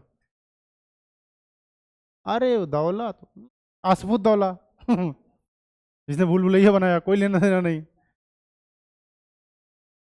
पठान का बच्चा, दादा परदादा सेम थे, है ना। या हो भी सकता है, मोर लेस रिलेटिव्स ही तो थे, ब्लड लाइन तो सेम ही थी। हाँ बेसिकली फिर भी बात तो थे तो है, बैकग्राउंड तो वही है ना, 2 3 4 पीढ़ी हो सकता सेम रही हो, एक ही दादा रहे हो, है ना। 60 70 शादियां करते थे, क्या ही पता है, ठीक है। Okay, battle of Buxar, battle of Buxar, इसमें कुछ पॉइंट्स देख लेते हैं। तो सबसे पहला इसमें एक एक पर्सन से देखते हैं, सुजाउद्दौला, ठीक है। सुजाउद्दौला ने क्यों ज्वाइन किया था, एग्जैक्ट आपको बताता हूँ। ही ज्वाइंड अलायंस, सुजाउद्दौला, आप लिखो why he joined, why he joined, ठीक है। तो उसको ऑफर किया गया था 30 million Indian rupees, 30 million rupees, reason लिख लो अब इसका आप एग्जैक्ट, 30 मिलियन रुपीज। इसको पाउंड वाउंड पता नहीं था, करेंसी एक्सचेंज का आइडिया होता तो पाउंड मांगता, ठीक है, पढ़ा नहीं था ना। 30 मिलियन रुपीज प्लस एक टेरिटरी प्रॉमिस की गई थी, Bihar and its treasury, Bihar की ट्रेजरी भी चाहिए इसको, देखो। तो 30 million rupees plus Bihar and its treasury, है। ये company did not interfere in nizamat और नॉन दीवानी थिंग्स अंटिल 1772, उसके बाद ये डायरेक्टली इंटरफेयर करेंगे जब डुअल गवर्नमेंट खत्म हो जाएगी। सुजाउद्दौला ने क्यों ज्वाइन किया, समझ आया, ठीक है। ब्रिटिश जीते क्यों, why British won, it was a tactical mistake, पहली बात। टैक्टिकल मिस्टेक ऑफ सुजाउद्दौला, सीधा लिखो, आप नाम लिखो इसका, इसकी वजह से हारे थे। मैंने कहा कि चलो थोड़ी इज्जत देते हैं लेकिन जाने दो। Tactical mistake of Shuja-ud-Daula, tactical mistake क्या थी, ऑफिशियली अगर आप कहीं जीतना चाहते हो तो कोशिश करो आप तब तक डिफेंड करो जब तक आपको मौका ना मिल जाए अटैक करने का। जैसे मैं अगर क्रिकेट की बात करो, एक स्कोर आप चेज कर रहे हो तो इनिशियली जब तक पावर प्ले होगा वो फ्रंट फुट पे खेलेंगे, जैसे पावर प्ले खत्म हुआ वो बैक फुट पे आ गए, कोशिश करेंगे डिफेंस करें। फिर एक टाइम आएगा जब उन्हें लगेगा अब लास्ट के ओवर्स बचे, अब हम फिर से अटैक कर सकते हैं ना, तो वो वाली स्ट्रेटजी आपको चाहिए थी। तो देखो आइडियली होना क्या चाहिए था, अगर आइडियल स्ट्रेटजी की बात करो तो आइडियल स्ट्रेटजी क्या थी, डिफेंसिव रहो, डिफेंसिव रहो, डिफेंसिव खेलो। क्यों डिफेंसिव? क्योंकि अंग्रेजों को चारों ओर से घेर लिया था इन्होंने, इंडियन पुलिस की तरह चारों ओर से घेर लिया था। अब जब आपने किसी को घेर लिया तो अब आप इंतजार करते हो कि कोई गलती करे वो। अभी आप किसी के किले में ऐसे नहीं घुस जाओगे कि एकाएक से, है ना। तो ऑफिशियली क्या मतलब आइडियली होना चाहिए था कि डिफेंसिव स्ट्रेटजी, क्योंकि ये मराठास को हरा के आ रहा था तो इसने अपनाया क्या, ऑफेंसिव स्ट्रेटजी। ये घुस गया सीधा, ठीक है, इसने चारों ओर से घेर रखा था और ये घुस गया अंदर। अब इसको ये नहीं पता था कि उनके पास मॉडर्न वेपन्स वगैरह हैं, तो अंग्रेजों ने बहुत मारा इनको, ठीक है, गोली मार दी सीधा, ठीक है। But he followed the defensive strategy, ये फ्रंट फुट पे खेलने लग गया, है, सॉरी सॉरी ऑफेंसिव, ठीक है। क्यों? क्योंकि ये थोड़ा वही है कि पारा चढ़ने वाला, इसको थोड़ी देर तक लगा कि जैसे किसी का गेट खड़का, तुमने 2 बार तीसरी बार में गेट तोड़ो, खत्म। आप इंतजार नहीं करोगे कि लो आधा घंटा इंतजार कर ले, हो सकता है वो पर्सन आ ही जाए, आपने बोला नहीं 2 बार गेट खड़का है, तीसरी बार में एक लात मार के गेट तोड़ दिया। और बस वो यही इंतजार कर रहे थे कि एक बार हमारे एरिया में आप आ जाओ, किले में चारों ओर से सैनिक बैठे हुए हैं, आप अंदर घुस जाओगे तो आप पिस जाओगे चक्की में, यही होगा ना। एक गेट होता था, उससे आप एक तो पतला गेट बनाते थे ताकि एक साथ बहुत ज्यादा लोग ना घुसे, घुस जाओगे अंदर ऐसे जाकर के पिस जाओगे, उसके बाद फिर क्या, फिर जितनी तरह की बंदूकें थी सबकी टेस्टिंग वहीं होगी उनकी, है ना। अरे मैं कह रहा हूँ कि इतनी भीड़ हो, आप गलत भी गोली चलाओगे ना, निशाना ना भी लगे तो कि कोई ना कोई तो मरेगा, ठीक है। तो पहले से पोजीशन लेके बैठे थे, वो इंतजार ही कर रहे थे कि आप किले में घुसो। और अच्छा जब इनको घेर लिया तो ब्रिटिशर्स ने एक टाइम ये था कि ब्रिटिशर्स बोले कि हम डाल देंगे हथियार, तो इसने मिठाई उठाई बंटवा दी। फिर इसने बोला कि अच्छा एक काम करते हैं, हथियार डाल ही दिया, लो मार देते हैं। फिर वहाँ ये गड़बड़ कर गया, जब ये घुसे तो फिर उसके बाद ये हार गए, और हार गए तो सबको हटा दिया गया, बेसिकली एवरीवन वाज रिमूव्ड। अच्छा ये फिर ये भाग जाएगा सुजाउद्दौला, था ये मतलब यहाँ वाला माला खाली था, लेकिन इतना दिमाग था कि मरने से पहले भाग जाओ, यहाँ हारा है उसके बाद ये भाग गया यहाँ से, मरेगा नहीं यहाँ, ठीक है। ओके, सो एक तो ये टैक्टिकल मिस्टेक्स। अब कुछ इंपॉर्टेंस, उसके कुछ पॉइंट्स देख लेते हैं इंपॉर्टेंस वाले, जो बैटल ऑफ बक्सर के इंपॉर्टेंट पॉइंट्स है। कुछ तो मैंने आपको बताए थे, कुछ इंपॉर्टेंट पॉइंट्स रह गए हैं, वो भी आपको बता देता हूँ, ठीक है। तो ये तो हमने पहले ही देख लिया कि it led to the treaty of Allahabad, ठीक है। शाह आलम 2, इसके कुछ इंपॉर्टेंट पॉइंट, जैसे Shah Alam 2, Shah Alam 2, he was respected, मैंने बात की थी, he was respected as a emperor, plus he got 26 lakh rupees in the tribute, correct, ठीक है। And then he was promised to recap, EIC promised him to recapture Delhi, उसके बदले में EIC ने क्या मांगा था वो चीज़ बतानी रह गई थी, वो चीज़ एक पॉइंट आप लिख लो आप। तो Shah Alam 2 was promised Delhi, in return EIC asked Bengal, Orissa and Bihar, ठीक है। ये 3 रीजन चाहिए थे EIC को, अगर दिल्ली को कैप्चर करवाएंगे तो फ्री में थोड़ी करवाएंगे, तो EIC आस्क्ड BOB, है ना, bank of Baroda, Bengal, Orissa, Bihar, basically Bengal सूबा पूरा मांग लिया कि हम तुम्हें दिल्ली देंगे, तुम हमें बंगाल सूबा दोगे, ठीक। तो अब इसकी वजह से EIC क्या बन गया यहाँ का, EIC will be what, mansabdar of this BOB, है ना, EIC will be mansabdar of this Bengal, Orissa, Bihar.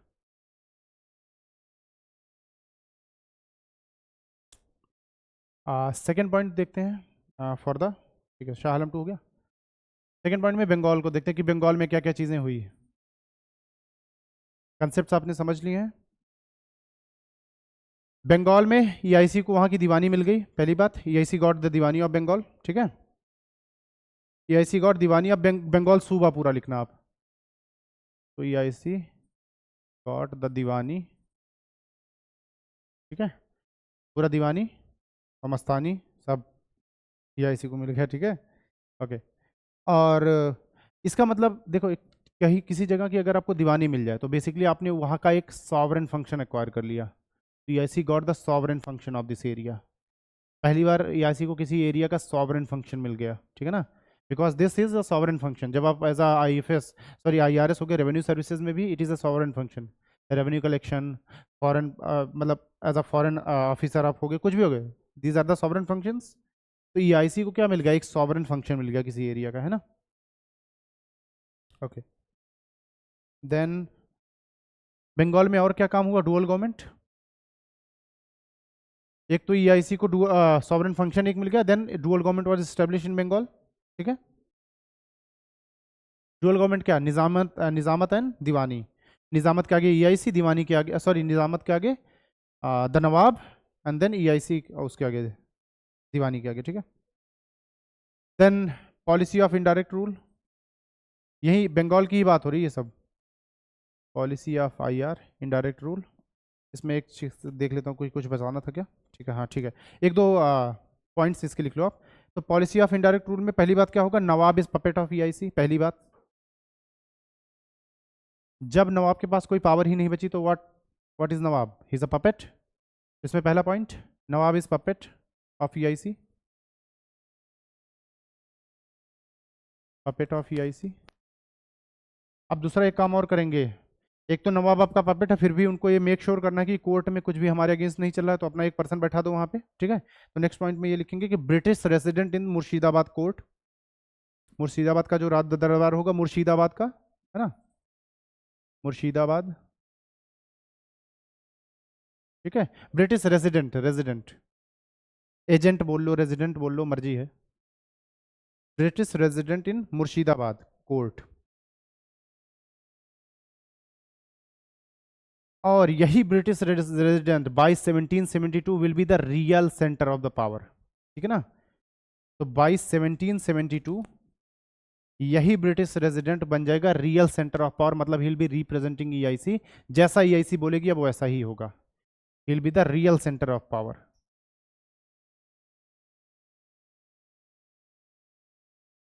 ठीक है, 1772 में डुअल गवर्नमेंट खत्म, हु इज द रियल, जो भी कोर्ट में बैठा था अब वो बंदा, बिकॉज वो EIC का बंदा, तो अब EIC की ही बात चलेगी। ठीक है, और हेंस जब रियल सेंटर ऑफ पावर लिखोगे इसी के आगे ब्रैकेट में लिखना end of dual government, this is the end of the dual government.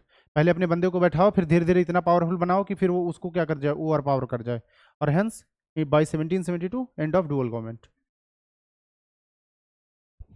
एक फॉर्मूला लिखो आप, policy of indirect rule, math पढ़ते हैं थोड़ा, इसमें क्या क्या होता था, मतलब इसी को अगर समराइज करूं तो एक तो puppet nawab plus British resident who controls the government, this is together it is policy of indirect rule. तो puppet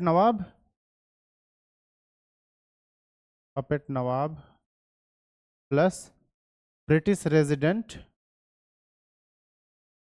who controls the governance, British resident who controls governance.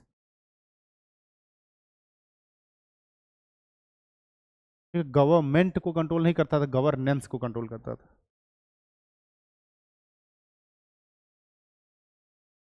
ठीक है, एक और पॉइंट बंगाल में लिखना आप, EIC got right to appoint naib nazim. What was the post of naib nazim, मानो। ठीक है, EIC got the right to appoint naib nazim. इसके जितने वो है ना सिनोनिम्स लिख लो सारे आप। क्या क्या था, एक तो नायब नाजिम था, डिप्टी गवर्नर था, कुछ और था क्या, डिप्टी सूबेदार भी बोलूँ इसको तो, सूबेदार, डिप्टी सूबेदार बोल सकता हूँ ना। ठीक है, तो नायब नाजिम बोलो, डिप्टी सूबादार बोलो, डिप्टी गवर्नर बोलो, same.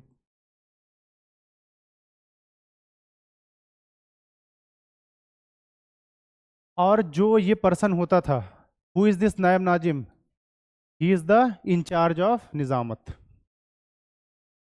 This guy was incharge of nizamat. अब समझ आया ब्रिटिशर्स ने मोहम्मद रजा खान को क्यों बैठाया था।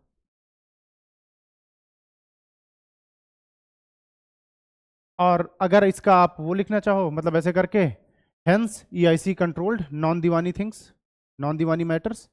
कर क्या रहे हैं भाई, अगर इसको भी ईआईसी अपॉइंट कर रही है तो इनडायरेक्टली कंट्रोल तो वो नॉन दीवानी वाली थिंग्स कर ही रहे हैं, ठीक है। हेंस ईआईसी कंट्रोल्ड नॉन दीवानी मैटर्स, कुछ भी बोलो आप, फंक्शंस। और यही एक तरह से इनडायरेक्ट रूल है।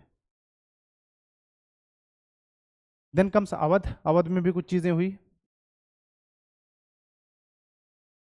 अवध, सुजाउद्दौला भाग गया, ब्रिटिशर्स को लगा मार देंगे कोई फायदा नहीं होगा, अवध में बहुत टाइम से है, तो again Shujauddaula was as a puppet ruler, he was establish as a puppet ruler.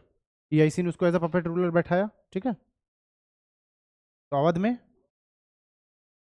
हाँ हाँ दोबारा, सुजाउद्दौला एज अ पपेट। लेकिन सुजाउद्दौला ने काम किया था भाई, अगेंस्ट लड़ा था, कुछ पैसा वैसा देगा, तो 5 मिलियन पाउंड था, रुपीस था, रुपीस, ठीक है, गरीब था बेचारा। इन्होंने बोला कि एक काम करो, बहुत नुकसान किया है, 5 लाख, सॉरी 50 लाख थोड़ा दे जाओ, ठीक है। आधा खोखा है ये, आधा खोखा, ठीक है, ओके।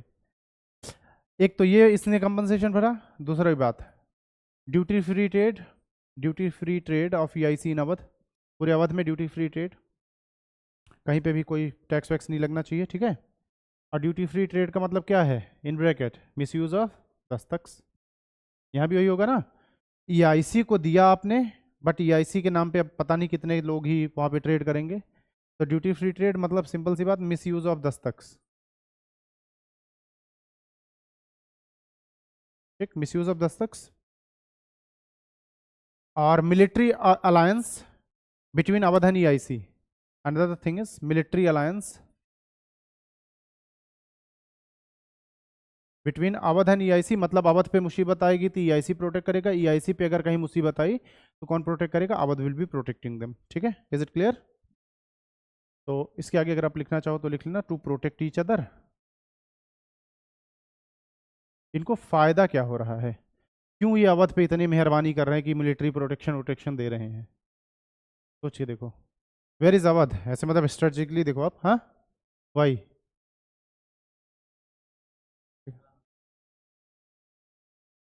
मतलब देखो मेन मेन काम क्या है इनको, ये किसको प्रोटेक्ट करना चाहते पता है, अगर बंगाल पे अटैक हुआ तो they will treat Awadh, Awadh will be as a buffer zone, ठीक है।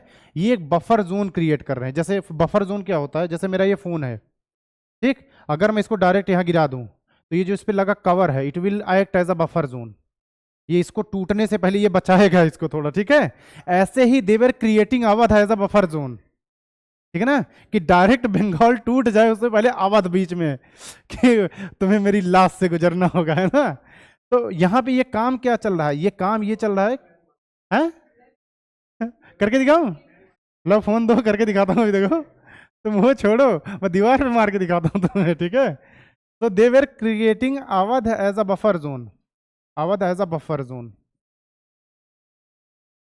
As a buffer zone to protect their core interest. उनका मेन काम क्या, उनको बचाना बंगाल को है, क्योंकि ट्रेड वहीं से चल रहा है, ठीक है ना, to protect their core interest. Awadh को तो ये बस बोल रहे हैं कि भाई हम तुम्हारी मदद करने के लिए यहाँ कर रहे हैं, मेन अंदर से मन में क्या है उनके, कि हमें बंगाल को बचाना, अगर बंगाल पे अटैक हुआ तो अवध को हम ऐसा बफर जोन यूज करेंगे, ठीक। और किसी भी एरिया को अगर ऐसा बफर जोन यूज करते हो, this is called policy of ring and fence, this is what is the policy of ring and fence. Fencing कर दे रहे हो, घेराव कर दे रहे हो, कि किनारे किनारे से भी तार वार लगा दी, मस्त बफर जोन बना दिया। भाई तुम्हारे खेत में अगर कोई घुस जाए, ऐसे सांड घुस जाए, नील गाय घुस जाए, उसके लिए आप क्या करते हो, उसको as a buffer zone create कर देते हो, तार वार क्या कहते हैं उसका, अरे बाढ़ बनाना, फेंसिंग है ना। तो what are you doing, fencing. और फेंसिंग भी किस सेंस में आप कर रहे हो, ऐसे रिंग वाले शेप में, ऐसे चारों ओर से तैयारी हो रही है ना। मैसूर को भी जब ये लोग जीतेंगे, जब हम एंग्लो मैसूर वॉर पढ़ेंगे तो आप देखोगे पहले किनारे किनारे वाले एरिया कब्जा होंगे, किनारे से घेर लो तो मैसूर विल भी घिर जाएगा ना, इधर से सिंडियास के साथ मिल जाएंगे, इधर बैठे होंगे निजाम्स, ऊपर हैदराबाद, ठीक है, नीचे ट्रैवनकोर होगा। तो सबको ऐसा अलाई बना के जीतते जीतते एक टाइम आएगा कि मैसूर घिर जाएगा पूरी तरीके से। सर ऑफेंसिव डिफेंसिव एक बार बता दो। अरे आओ तुमको करके दिखाता हूँ, ठीक है। तुम आओ, मैं करके दिखाता हूँ तुमको। आकाश WWE देखते हो? ठीक है, तो जो पीट रहा है वो क्या है, डिफेंसिव है, जो पीट रहा है वो ऑफेंसिव। तो offensive defensive is nothing Akash. Generally होता ये था कि जैसे आपने किसी को घेर लिया, तो अब बिना उसकी स्ट्रेंथ जाने आप उस पर अटैक नहीं करोगे, थोड़ा टाइम दोगे, पता वता करोगे, दो चार लोगों को अंदर से किले में घुसाते हो, है ना। पिक्चर उच्चरों में भी देखा होगा, डायरेक्ट अटैक नहीं होगा। इधर पुलिस बोल रही होगी, पीछे से तीन चार लोग घुस रहे होंगे अंदर, कि देखें स्थिति क्या है। ऐसा थोड़ी गेट खोल के घुसे और वो लोग तोप वोप लेकर के खड़े हुआ बेटा, है ना। लेकिन सुजाउद्दौला ने क्या किया, इसने बोला कि नहीं सीधा घुस के मारो। अब तो घेर तो लिया ही है, सरेंडर की भी बात चल रही है, मिठाई उठाई बट गई है, तुम लोगों ने मिठाई भी खा ली। अब एक काम करो, मार और दो इनको, चांस क्यों लेना, है ना, रिस्क नहीं लेना, और फिर काम हो गया। ये policy of ring and fence समझ आया, what is policy of ring and fence? किसी भी एरिया को as a buffer zone create कर दो। और इसकी इस शुरुआत कहाँ से होगी? शुरुआत हमेशा मिलिट्री डोमिनेंस से होगी, और मिलिट्री डोमिनेंस की शुरुआत कहाँ से होगी? इनडायरेक्ट रूल से होगी। तो इनकी कोई भी चीज़ें ब्रिटिशर्स जो भी लाएंगे ये कभी खत्म नहीं होगा। ड्यूअल गवर्नमेंट से आप पहुंचे इंडायरेक्ट रूल पे, इंडायरेक्ट रूल से आप पहुंचे मिलिट्री डोमिनेशन पे, मिलिट्री डोमिनेशन से आप पहुंचे रिंग एंड फेंस पे। इससे बाद आप आगे पहुंचोगे, अलग चीजें हो जाएंगी, फिर आप पहुंचोगे पैरामाउंसी पे, ऐसे चीजें कनेक्ट होती जाएंगी, ठीक है ना। कुछ खत्म नहीं होगा उसको, और ये आगे बढ़ाते जाएंगे, ठीक है। हाँ बोलो।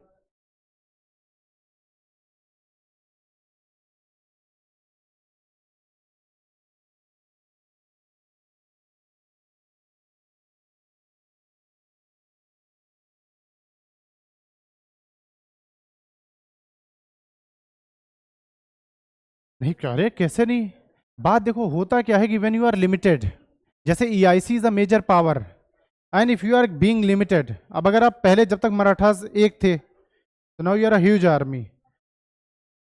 मैंने बोला कि 1757 में 2500 की आर्मी थी ब्रिटिशर्स के पास, 1780s आते आते वो आर्मी कन्वर्ट हो जाएगी 50,000 में, 50,000।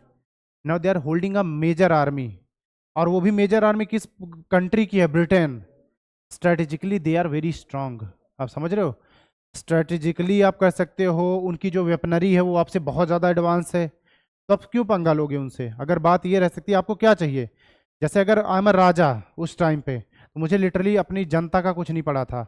मेरी और मेरी फैमिली अगर मज़े में है, वो चाहे किसी भी तरीके से, चाहे सब्सिडरी अलायंस कर लो, चाहे कुछ कर लो, if my family is in मज़े, बाकी जनता भाड़ में जाए।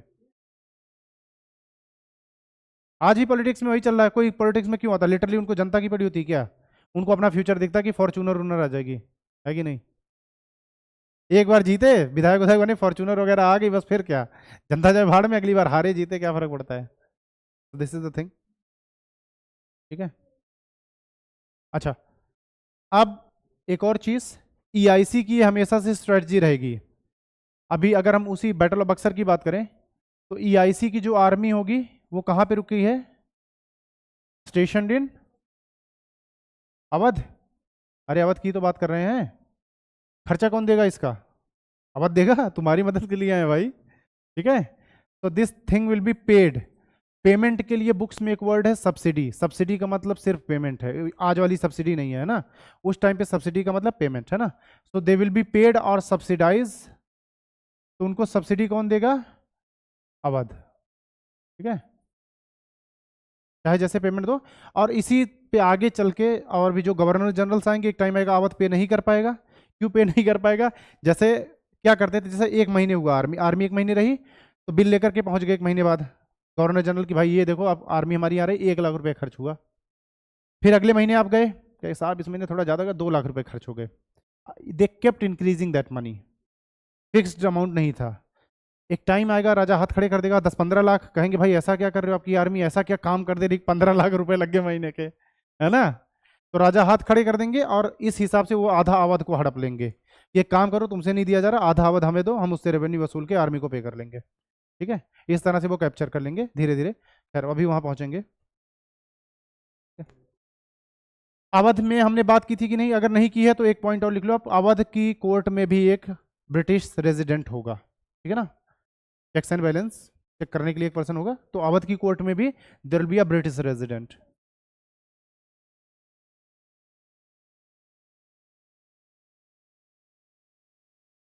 ठीक है, और जैसे ही रेजिडेंट आया, it is what, indirect rule.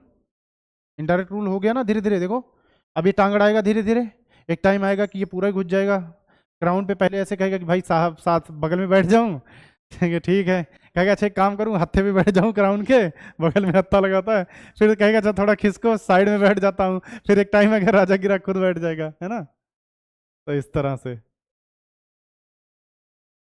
ठीक है, ये क्लियर है यहाँ तक। अब जरा देखते हैं कि ब्रिटिश एम्पायर को बनाने वाला जो पर्सन था, जिसको पूरा क्रेडिट दिया जाना चाहिए ब्रिटिशर्स की तरफ से, और जिसको हमें सबसे ज्यादा करना चाहिए, लॉर्ड वेलेस्ली। ठीक है, now we will see the arrival of Lord Wellesley.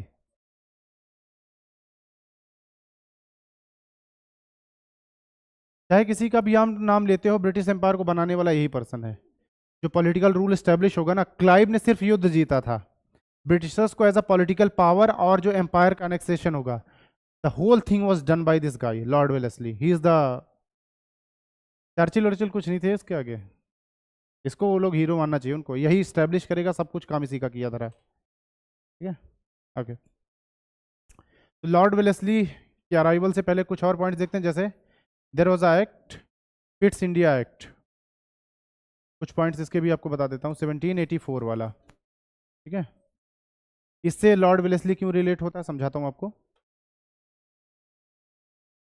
क्योंकि पिट्स इंडिया एक्ट आएगा, उसके बाद लॉर्ड वेलेस्ली आता है, इसमें कुछ क्लॉज होंगे जिसको ये वायलेट करेगा। ठीक है, तो वेलेस्ली का टाइम पीरियड क्या होगा, 9805, 9805 ना, वेलेस्ली का टाइम गवर्नर जनरल 9805, यही था ना, देखना एक बार। अरे ठीक है, मुझे याद है, सही होगा, लिख लो 1784। ठीक है, किसी बुक में ये गलत लिखा हुआ है, जब लॉर्ड वेलेस्ली का ये बताते हैं तो ये लोग पिट्स इंडिया एक्ट का जो क्लॉज है जिसकी हम बात करेंगे, 1793 में आया था, या कब आया था एक और पिट्स इंडिया एक्ट, 93 में चार्टर एक्ट था। हाँ, अरे सॉरी सॉरी, इसका ईयर गलत लिख रखा बुक में, 1793 लिख रखा है, जबकि ये 84 था। ठीक है ना, किसी बुक में मैंने देखा था, आई थिंक स्पेक्ट्रम में था या कहीं था, उस इसका ईयर गलत लिखा, आप उसमें देखना। ओके खैर, तो इसमें एक क्लॉज था जिसकी हम बात करेंगे, जिसपे लॉर्ड वेलेस्ली की बात होगी। ठीक है, नाम किसके किसके, it was named after who, Sandeep, Pitts India Act नाम क्यों पड़ा। ठीक है, William Pitts, William Pitts British prime minister. ठीक है ना, ये नाम Pitts India Act, William Pitt. ठीक है ना, एक कोटेशन लिखना जो इस क्लॉज इसमें लिखा था, इसकी हमने बात भी की थी, फिर से एक बार लिख लो आप, conquest in India, conquest in India, inverted commas में लिखना, क्योंकि ये क्लॉज लिखा था जिसके वो दुहाई देते हैं कि देखो साहब हमने नहीं कहा था कि जाके करो, ये वो इंडिविजुअल्स थे जिनका मन था, है ना। Conquest in India is repugnant, repugnant, repugnant. ठीक है, repugnant to wish, repugnant to wish comma honour and policy of this nation. यार ये तो बहुत तुच्छ काम है ऐसा कि उनकी भाई जो विश है उनकी जो पॉलिसी है और उनके नेशन के लिए। ठीक है ना, कॉन्क्वेस्ट इन इंडिया की मतलब आप एम्पायर बिल्डिंग मत करो, ट्रेड करो, उतने तक रहो। और इसी का वो लोग दुहाई देते हैं कि देखो हमने तो साहब ये लिख के दिया था, हमारे तो लिखा हुआ है, मन में क्या है वो बात अलग है। ठीक है, पिट्स इंडिया एक्ट आया क्यों था, इसके रीजंस जानो आप, व्हाट वाज द रीजंस। पहला रीजन पिट्स इंडिया एक्ट लाने का, जैसे देखो एम्पायर बिल्डिंग में बहुत सारा पैसा खर्च हो रहा है, लड़ाइयों में लगातार खर्च हो रहा है, तो पहला पॉइंट यही था कि previous war expenses, previous war expenses, previous war expenses. अगर रॉयल आर्मी ब्रिटेन से यहाँ तक आ रही, takes a lot of money, if they are fighting here, मर रहे हैं, उनका कंपेंसेशन देना सब कुछ टेक्स लॉट ऑफ मनी ना। फिर एडिशनल हेल्प आपको भेजनी है, वेपनरी भेजनी है, नेवी भेजनी है, बहुत सारा काम है। और ये सारा बर्डन किस पे पड़ रहा है, क्राउन पे पड़ रहा है या उनकी गवर्नमेंट पे पड़ रहा है खर्चा मेजरली, तो बहुत ज़्यादा था। तो ये एक्सपेंसेस बहुत ज़्यादा हाई थे। और इसी रीजन की वजह से 1805 में लॉर्ड वेलेस्ली को वापस बुला लिया जाएगा। This was the major reason. जैसे उन्होंने वहां पे बोला ड्यूप्लिक्स को कि बहुत खर्चा किया तुमने, ऐसे ये लोग वेलेस्ली को बोलेंगे, जो बंदा पूरा स्टेब्लिश करके जा रहा है। ठीक है खैर, okay.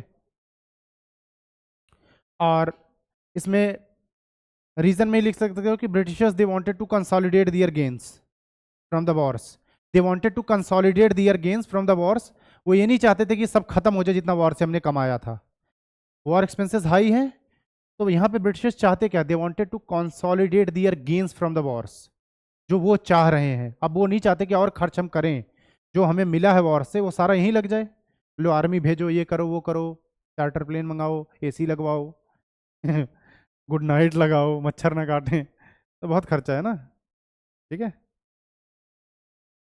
Second point, wars led to government expenditure. जैसा मैंने बात किया कि सरकार का खर्च बहुत ज्यादा हो रहा था।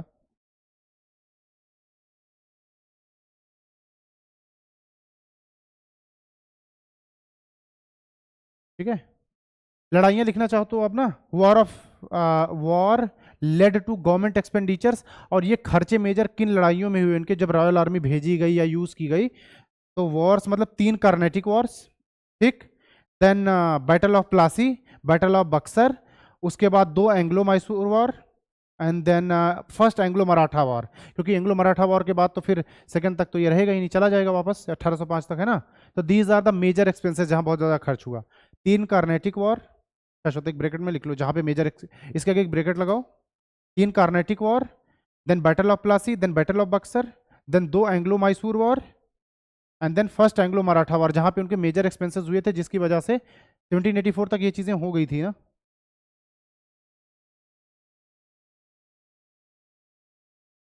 ठीक है, and first Anglo Maratha war. इसमें जो खर्चे हुए उससे ये लोग हिल गए कि भाई बहुत खर्चा हो रहा है, लड़ाई उड़ाई बंद करो, प्यार से रहो, हाथ वाथ मिला के टेरिटरी अनेक्स करो। खैर, अनेक्सिंग टेरिटरी, उस इस लाइन की वजह से अनेक्सिंग टेरिटरी इज नॉट अलाउड। ठीक है ना, ओके। वेलेस्ली के कुछ पॉइंट्स लिखवाता हूँ आपको। वेलेस्ली, इसकी पर्सनैलिटी कैसी थी, क्या था ये वेलेस्ली। The time is 9805।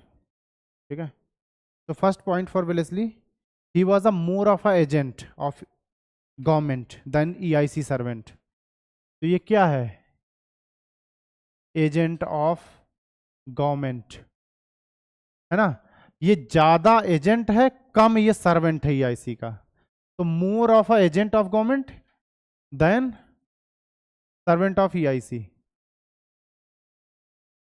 तो इसको प्लानिंग के तहत भेजा गया है ईआईसी का सर्वेंट बना के, बट है क्या ये majorly, he is the agent of the government. सरकार के फायदे के लिए आया ये, कंपनी वंपनी से कोई लेना देना नहीं ज्यादा इसका। ठीक है, ओके। पिट्स इंडिया एक्ट में 1784 में देर वॉज अ क्लॉज कि जो टॉप के ऑफिशियल्स होंगे ईआईसी के, ठीक है ना, ईआईसी के जो टॉप ऑफिशियल्स होंगे या टॉप कह सकते हो सर्वेंट्स होंगे, जैसे governor general, commander in chief, इनको कौन अपॉइंट करेगा, they will be appointed by the crown. ठीक है ना, पिट्स इंडिया एक्ट में भी ये बात थी कि जो भी टॉप के ऑफिशियल्स होंगे, चाहे वो गवर्नर जनरल्स हो, कमांडर इन चीफ हो, जितने भी टॉप के लोग हो रहेंगे, बाकी भी पोस्ट बहुत सारी देख लेना आप जो भी हो। ठीक है ना, और ये किस तरह से अपॉइंट होंगे, अप्रूवल ऑफ क्राउन। मैंने ये समझाया था आपको कि क्राउन 3-4 बार मना करेगा तो फिर वो पूछ लेंगे कि भाई तुम किसको चाहते हो, लो उसी को भेज दें, है ना।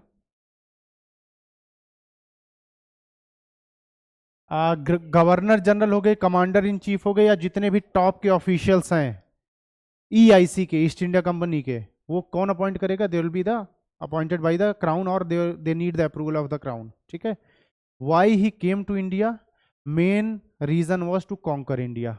वेलेस्ली का मेन उद्देश्य था टू कॉन्कर इंडिया। ठीक है, conquer India and lust of personal glory, नाम इतिहास में अमर हो जाएगा। ठीक है, plus lust of personal glory. ठीक है, नेक्स्ट पॉइंट इसके बारे में, ही हैड पॉलिटिकल एम्बिशंस, इसको लगा था कि मैं आगे चल के कोई बड़ा नेता वेता बन जाऊंगा, हो सकता है, ठीक है, गवर्नमेंट के लिए अच्छा काम करूंगा, नेता वेता बन जाऊंगा, गवर्नमेंट ने इसको बुला ही लिया, ठीक है। बाद में जब इसको बुलाया गया तो एज अ इज्जत इसको क्या बना दिया गया, secretary of the state, he became the secretary of the state. Later he became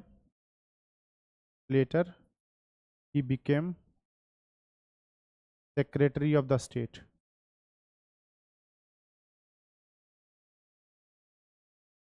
ठीक है। बहुत दिन से यही पेन यूज कर रहा हूँ, लाल से लिखूंगा अब, दिख रहा है क्या संदीप, बताना दिख रहा है, ठीक है, अच्छे से दिख रहा है ना, क्लियर दिख रहा है तो ही लिखूं, इससे नहीं तो, अच्छा दिख तो रहा, बढ़िया, अरे रंगीन, होली निकल गई आज मुझे याद आया, ठीक है। लास्ट क्लास में बात की थी ना हमने, ठीक है। He is the one who bought this policy of subordinance alliance, ठीक है, policy of subordinance, subsidiary alliance, sorry, subsidiary alliance या सब ऑर्डिनेंस दोनों सेम है, कोई दिक्कत नहीं है, हाँ, सब ऑर्डिनेंस अलायंस या सब्सिडरी अलायंस कुछ भी बोलो आप, दोनों सेम है, synonym, subordinance subsidiary both are same things,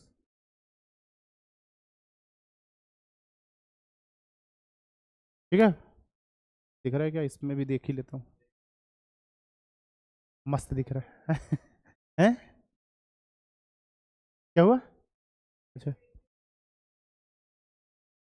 अरे कहाँ जा करके बनेगा, यहाँ इंडिया में क्या करेगा सेक्रेटरी बन के, यहाँ कोई पॉसिबिलिटी है क्या सेक्रेटरी बनने की, वापस जाएगा लंदन, वहां पे इसको एज अ ऑनर माला पहनाई जाएगी, गधे नहीं, चार्टर प्लेन में बैठाया जाएगा। ठीक है, आगे, आगे, तो started empire building, started empire building, पास से बड़ा बेकार दिख रहा है ये कलर, अजीब सा, ऐसे जैसे पिक्सल्स फट रहे हैं उसके, दूर से ठीक दिख रहा है ना, येलो। आइसक्रीम, आइसक्रीम, येलो देखें, ठीक है, हाँ ये ठीक लग रहा है, येलो ठीक है ना, ठीक है। तो ही स्टार्टेड एम्पायर बिल्डिंग, ठीक है। अब इससे पहले हम आगे बढ़ें, आपको कुछ चीज़ें समझा देता हूँ, सब्सिडरी अलायंस तभी थोड़ा टाइम देते हैं, एम्पायर बिल्डिंग, एक चीज़ सोच के देखो, ही started doing this, how is it possible, इसके लिए आपको ब्रिटेन को कन्विंस करना पड़ेगा, ब्रिटिश गवर्नमेंट क्या बोल रही पिट्स इंडिया एक्ट में, एम्पायर बिल्डिंग नॉट अलाउड, बात है कि नहीं, तो basically he needs to convince the British government, करना पड़ेगा कि नहीं, अगर आप एनेक्स करना चाहते हो प्रॉपर्टी या एम्पायर बिल्डिंग चाहते हो तो आपको क्या करना होगा, पिट्स इंडिया एक्ट का वायलेशन करना होगा, यही तो बात होगी, है ना, तो ये बेसिकली, तो यहां पे हम बोलेंगे he stopped the policy of halt, कैसे मनाया वो समझाता हूं आपको, उससे पहले आप चीज जान लो, हॉल्ट समझते हो ना, कि मतलब एम्पायर बिल्डिंग रुक गई थी और उसने अब इसको क्या कर दिया, हटा दिया, मतलब he started doing empire building, policy of halt कहां पे था, पिट्स इंडिया एक्ट में, कि empire building is not allowed, but he stopped that thing and now he started doing the empire building, किस तरह से मनाया उसका बैकग्राउंड देखते हैं, समझ आया शाश्वती बात, ठीक है, ठीक है। और ये हॉल्ट कहां था, आप अगर ये लिखना चाहो तो it was in पिट्स India act,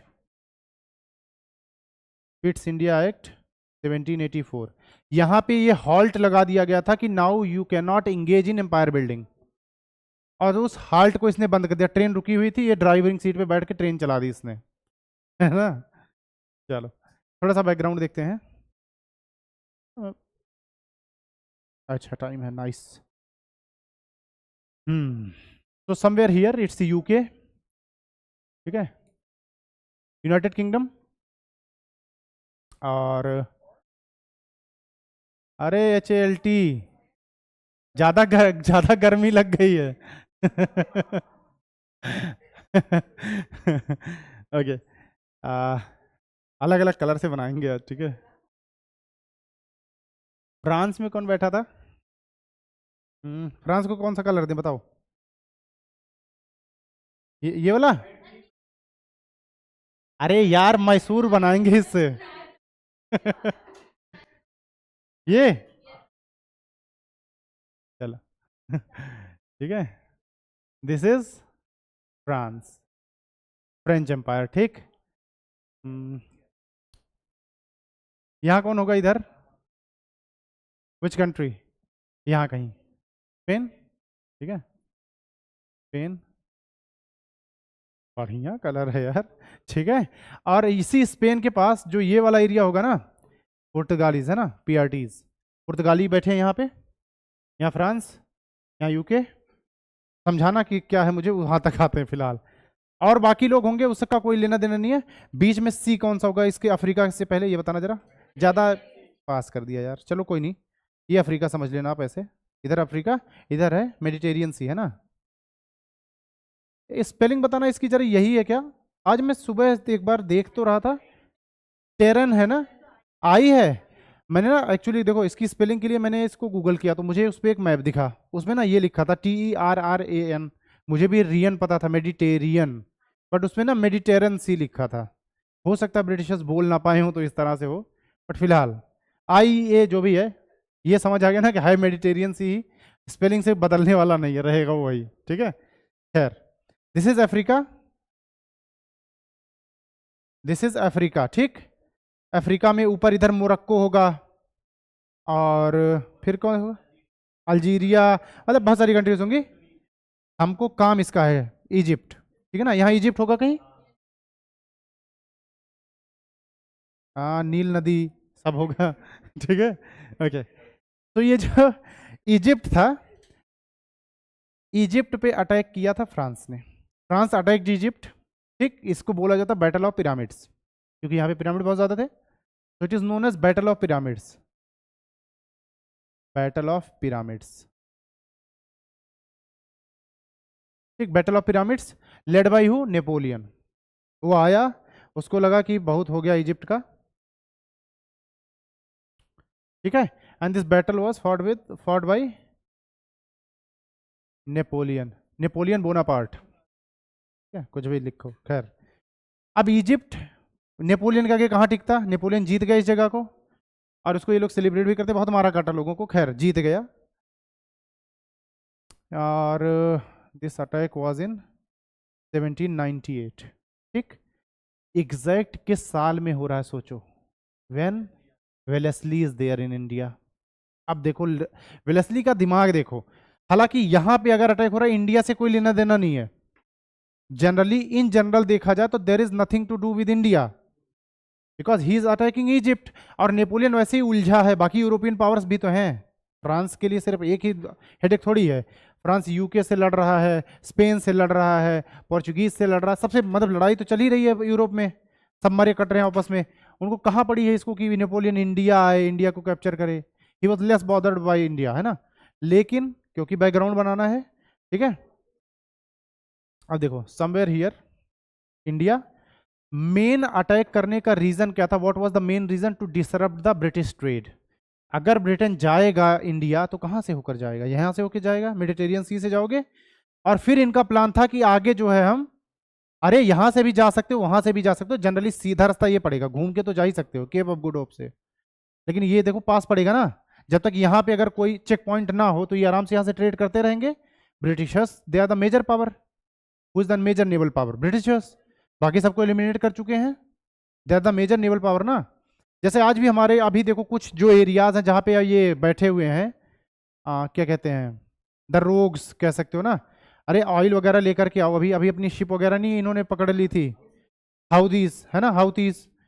तो ऐसे ही ये लोग बैठ गए यहाँ, तो इनको लगा कि इधर से जाओगे बेटा तुम्हारी शिप डुबा देंगे यहीं बैठ के। तो मेन रीजन ये था कि ये डिसरप्ट करना चाहते ब्रिटिश स्टेट को। बाद में इनका प्लान था कि अरेबियन सी को भी कैप्चर करेंगे, ऐसा प्लान था। क्योंकि अगर ये कैप्चर कर ले गए तब तो फिर काम ही बन गया, तब कहाँ से ट्रेड करने देंगे? नहीं करने देंगे। ये अल्टीमेट प्लान था इनका, लेकिन चाहते थे कि इकोनॉमिकली हर्ट करना, आर्मी वाइज तो कर नहीं पाए। फ्रांस की ये कोशिश थी कि इकोनॉमिकली जो है हर्ट करो ब्रिटेन को। सारे पॉइंट्स मैंने जो आपको बताए वो यहाँ रिलेट कर सकते हो। अब इकोनॉमिकली हर्ट करना मतलब क्या, मैंने बोला था ब्रिटिश अपनी आर्मी को कैसे मजबूत कर रहे थे, they were earning the profits in the trade, और उस प्रॉफिट को वो कहाँ यूज कर रहे थे, आर्मी को स्ट्रेंथन करने के लिए। समझा रखा है ना यहां से प्रॉफिट बनेगा ना आप आर्मी पे पैसा लगा पाओगे, अल्टीमेटली दो तरह से वीक हो जाओगे आप। अगर आपके पास पैसा नहीं इकोनॉमिकली तो आप वीक होगे, शारीरिक रूप से भी आप कमजोर होगे भाई, उतनी अगर आपको डाइट नहीं मिलेगी क्या करोगे, आप कमजोर हो जाओगे। आप पहले ही यही कर लो ठीक है, ठीक है, okay. So basically economically hurt करना चाहते हैं वो ब्रिटिशर्स को, that's why they wanted to capture this point. अब ये सब देखते हुए वेलेस्ली क्या बोल रहा है, इंग्लैंड को लगातार लेटर्स लिख रहा है अभी ये, कि मैं बता रहा हूं तुमको, वो लोग यहां तक पहुंच गए हैं और अब ज्यादा टाइम नहीं लगेगा इंडिया पहुंचने में, अगला टारगेट इंडिया है उनका। उसने मतलब कन्विंस करना शुरू कर दिया, ब्रिटिशर्स को ये चीज पता है कि कोई दिक्कत नहीं है ना। मान लो कि 100% में से उनको लगे कि 1-2% चांस है कि गलती से आ जाए।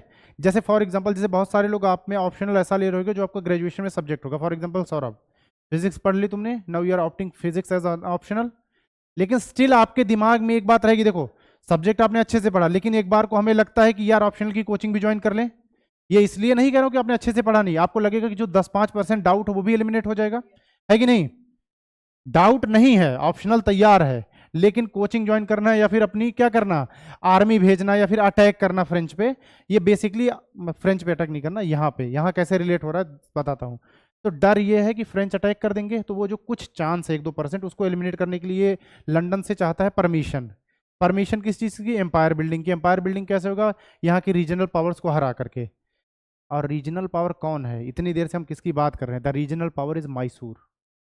मैसूर को हराने के चक्कर में ये बंदा, टीपू सुल्तान को। क्यों, क्योंकि Tipu Sultan is directly linked with who, French.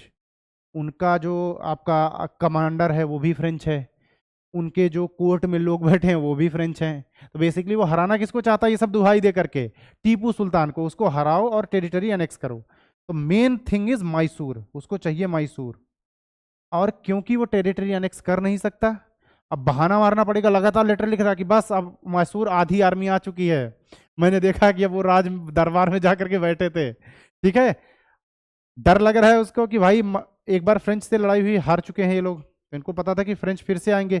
अच्छा, जो रीजनल पावर से, इंडियन पावर से, इनसे ये बहुत डरते थे, प्लस फ्रेंच का सपोर्ट है इनको। इसको हराने के लिए बहाना बना रहा, बेसिकली ऐसा था नहीं कुछ, लेकिन दिस इज द थिंग। तो इनको चाहिए मैसूर, और मैसूर मिल नहीं सकता जब तक आप टेरिटरी एनेक्स ना करो। हरा के छोड़ दोगे फिर पावरफुल हो जाएंगे, जब तक टेरिटरी ना कब्जा कर लो।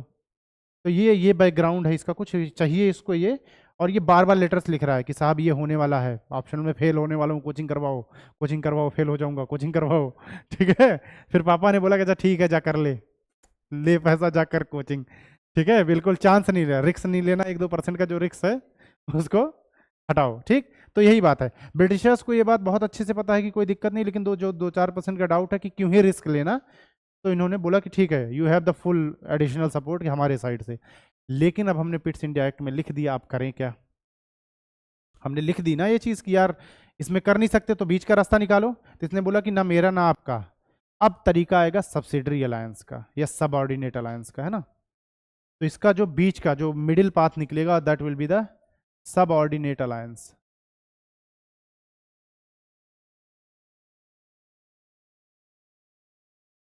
ठीक है, कि किसी एरिया को कब्जाने का एक नया तरीका, ठीक है। सबऑर्डिनेट अलायंस क्यों लाया गया, because you can not annex that territory.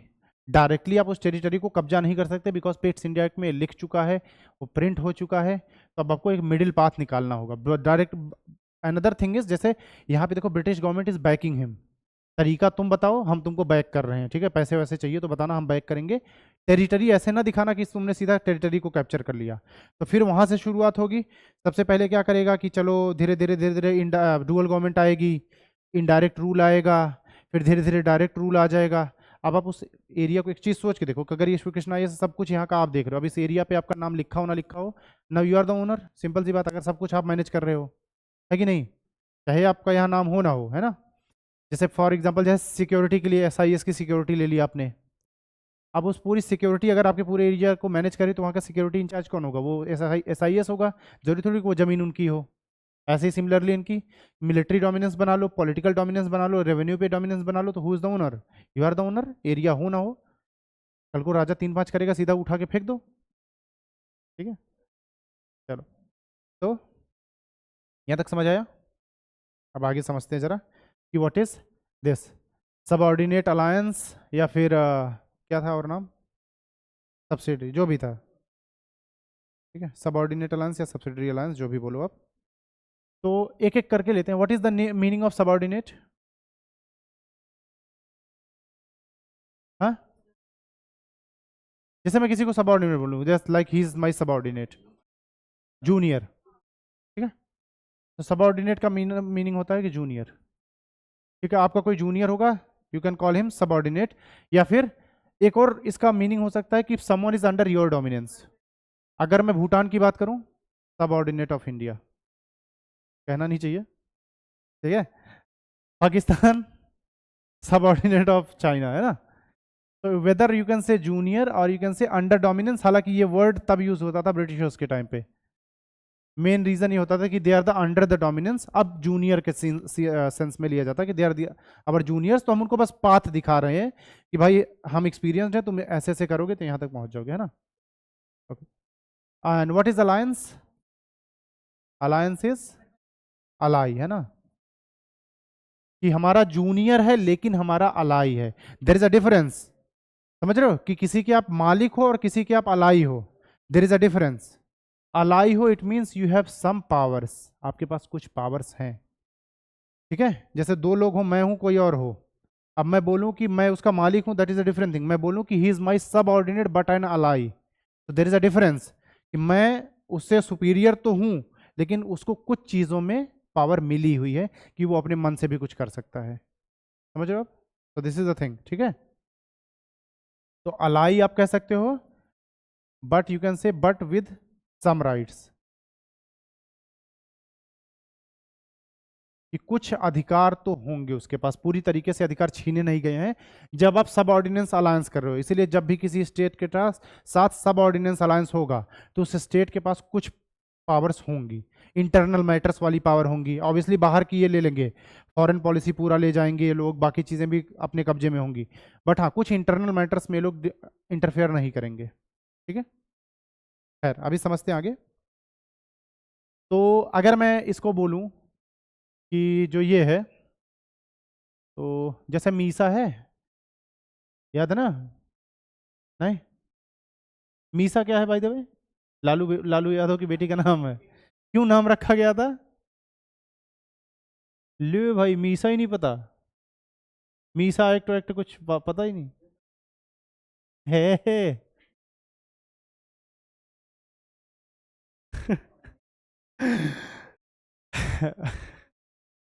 Okay, देखो, इंदिरा गांधी का टाइम था। है? नहीं यार। रुको एक सेकंड। हाँ, आप समझ आया? ठीक है, ओके, फुल, रुको समझा रहा हूँ। फुल फॉर्म बताना शौर्य? ठीक है, हैं?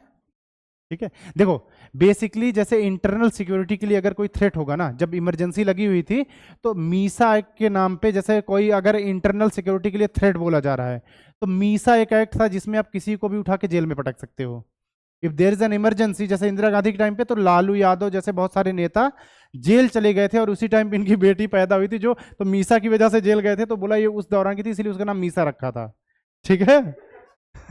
हाँ हाँ, यही रीजन है भाई, इंटरव्यू देखना आप। है? अरे तो मतलब शायद उनकी मम्मी का या कुछ भी ऐसे वो टाइटल जो अभी लगाते हो, बट मीसा नाम इसीलिए पड़ा, है ना।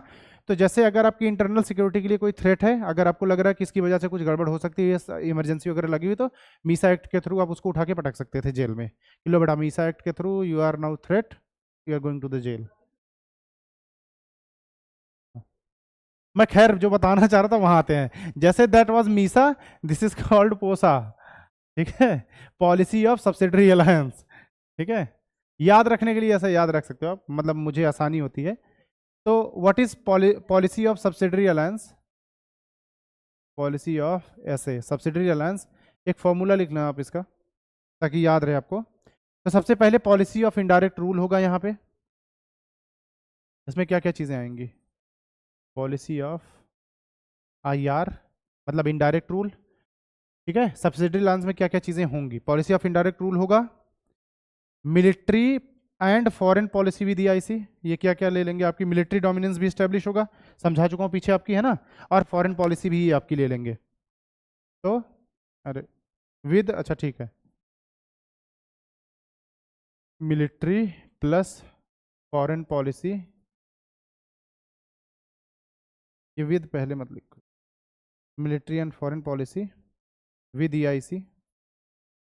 तो आपकी जो मिलिट्री वाइज होगे और जो फॉरेन पॉलिसी होगी वो कौन देखेगा, EIC देखेगा। फॉरेन पॉलिसी लेने का रीजन समझ रहे हो आप, मान लो अवध है, वो जाके फ्रांस से दोस्ती कर ले, कहा भाई मुझे इनको हरा करके मुझे जिता दो, फॉरेन पॉलिसी ही ले लेंगे, तो कहाँ जा करके कर पाओगे, इंटरनल मैटर करो जो करना, फॉरेन पॉलिसी हम डील करेंगे, ठीक है ना।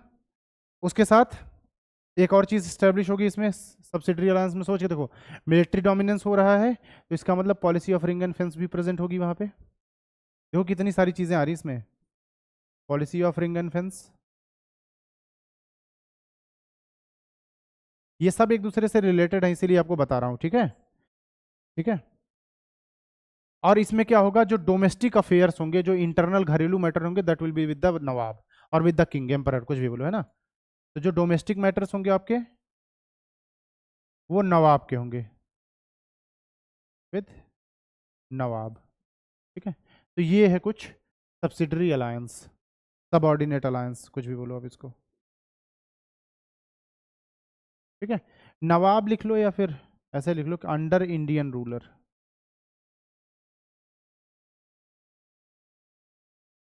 ठीक है। तो ये पूरा है आपका पोसा,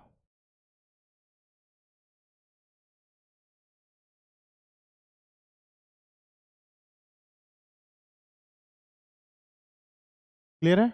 इसके कुछ पॉइंट्स लिखना, पॉइंट नंबर 1 लिखना आप इसमें, पॉलिसी ऑफ सब्सिडरी अलायंस में, British protection to Indian states against it neighbours, अगर आप हमसे सब्सिडरी अलायंस में हाथ मिलाते हो तो आपको क्या क्या फायदे होंगे, निम्नलिखित फायदे होंगे।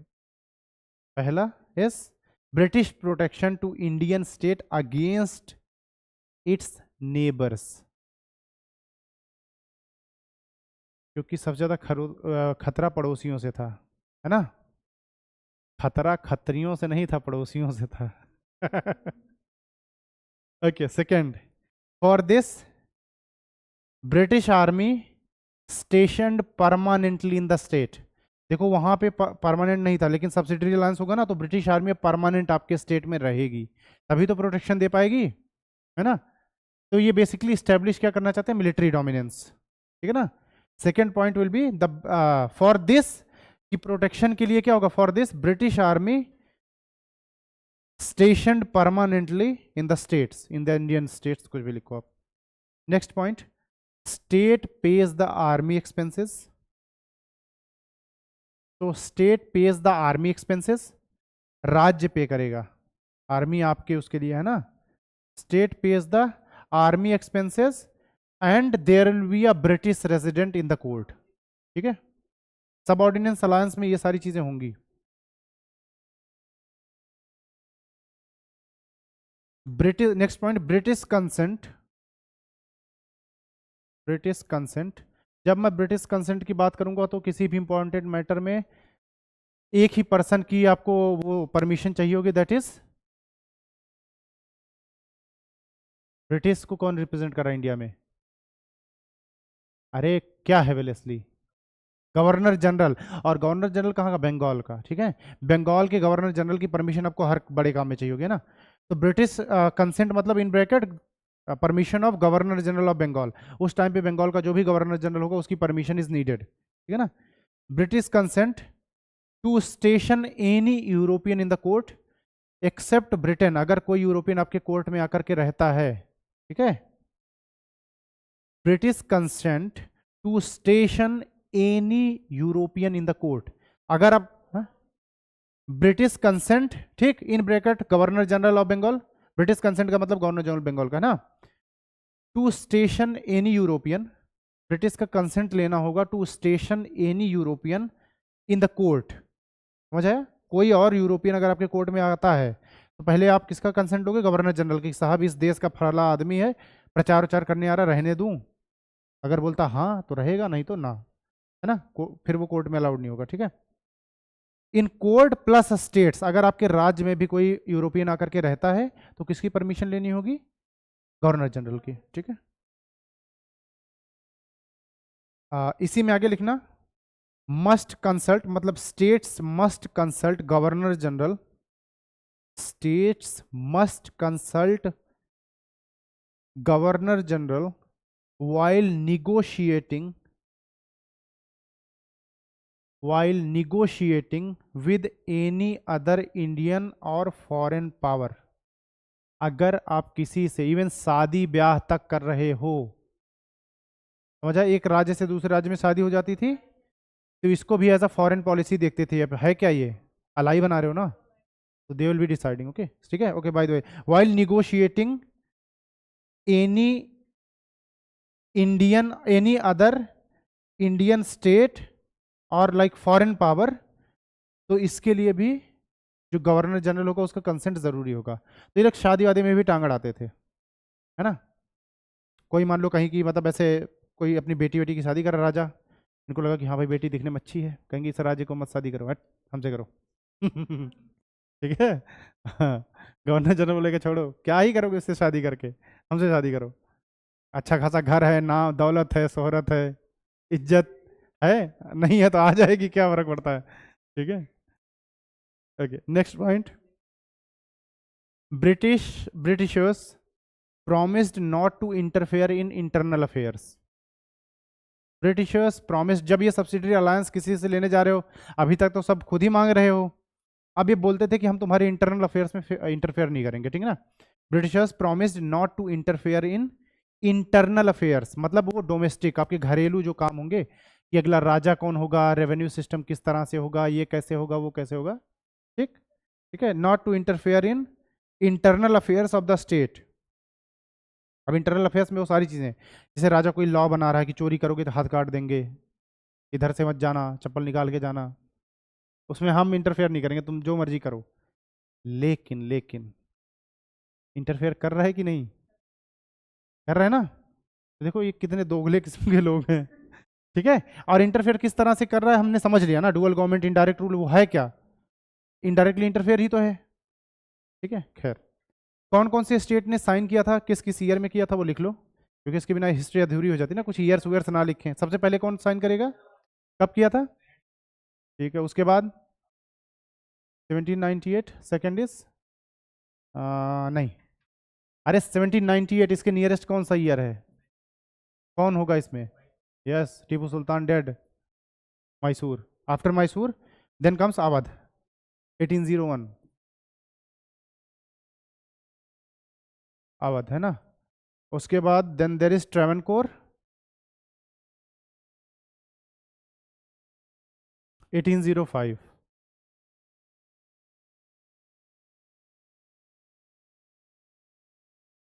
अगर पेशवास का लिखना चाहो आगे, मतलब कहीं पे भी ऐसे लिखना, 1803 में पेशवास ने भी कर लिया था सब्सिडरी अलायंस, है ना? और बेसिकली वो सिंधियाज, इसीलिए जो है, सॉरी नहीं, ठीक है, खैर पेशवास लिख लो, छोड़ो। अरे उधर वाले कौन थे, बड़ौदा वाले, क्या नाम था, गायकवाड़ थे, हाँ, तो उन्होंने किया था। खैर पेशवास लिख लो आप, 1803 इन्होंने भी सब्सिडरी अलायंस साइन कर लिया था।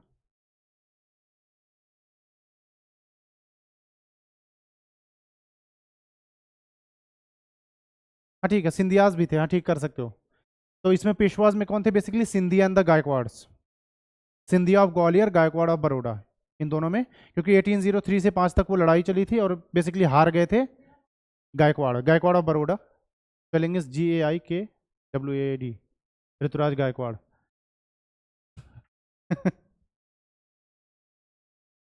बहुत भयंकर, कोई मैच नहीं बचा, मैं सारी लीग्स भी देखता हूँ, ये भी जान लो, मेरे जिंदगी में एक ही काम है, मैं कहीं की लीग नहीं छोड़ता, नेपाल उपाल में कोई लीग होती मैं वो भी देखता हूँ, पर्सनली भी चला जाता हूँ टाइम होता है तो। तो कभी ऐसे कैमरे पे मैं दिख जाऊं तो ये मत समझना गलत है।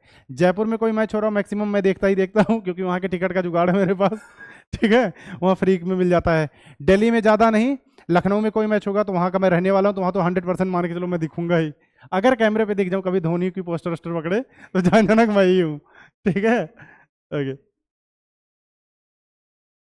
नहीं मतलब कैमरे पे दिखने के लिए कुछ तो अलग करना पड़ेगा। कोई टी शर्ट उठा के ऐसे कर रहा हो तो समझ जाना मैं ही हूँ। ठीक है, या इतिहास इतिहास लिख के ले जाऊं। ठीक है। कोई ईयर नहीं है, लेकिन हाँ सेकेंड एंग्लो मराठा वॉर के बाद तीन चार और पावर्स थी, जैसे राजपूत, उन्होंने भी सब्सिडरी अलायंस साइन किया था। बुंडेलास थे, जो जिसको रिप्रेजेंट करती लक्ष्मीबाई, रानी लक्ष्मीबाई, वो बुंदेलखंड वाला एरिया, तो वहाँ के बुंदेलास थे, उन्होंने भी सब्सिडरी अलायंस कर लिया था। और जाट्स, ठीक है। तो सेकेंड एंग्लो मराठा वॉर के बाद कोई एग्जैक्ट ईयर नहीं है, लेकिन Rajput and then Jats and then Bundelas, इन्होंने भी सब्सिडरी अलायंस साइन कर दिया था। ठीक है, तो ये कुछ लोग थे जिन्होंने, कुछ लोग क्या सारे ही हो गए, बचा कौन? ठीक है, हाँ सिख, हाँ बात तो सही, बात तो सही है। जनरली वो भी थे, लेकिन हाँ ऐसे कहीं पे मेंशन नहीं किया जाता। जो भी रीजनल पावर्स थी वो सब ने कर रखा था। ईयर नहीं है, after Anglo Maratha war, second Anglo Maratha war 1805 के बाद, 1803 के बाद, कुछ भी बोलो आप, मतलब वही टेन्योर होगा कि दो एक साल के अंदर, 4 साल के अंदर।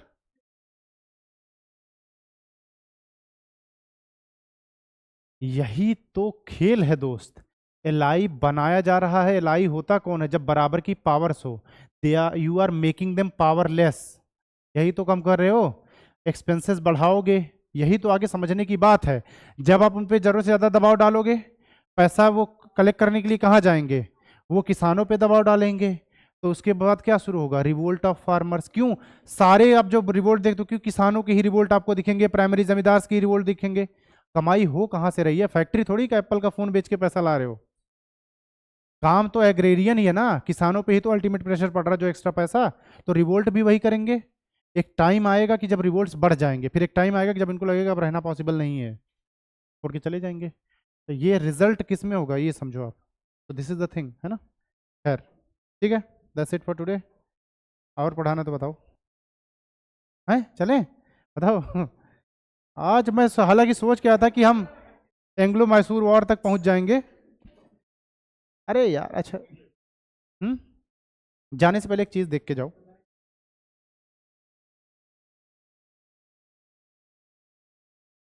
आप लोगों की भारी डिमांड पे, सिर्फ यशिका की डिमांड पे मैं ये लेकर आया था, बताओ।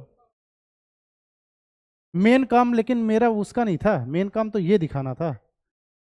ये देखो, अरे बहुत मेहनत की है, 3-4 साल मेहनत की इस पे।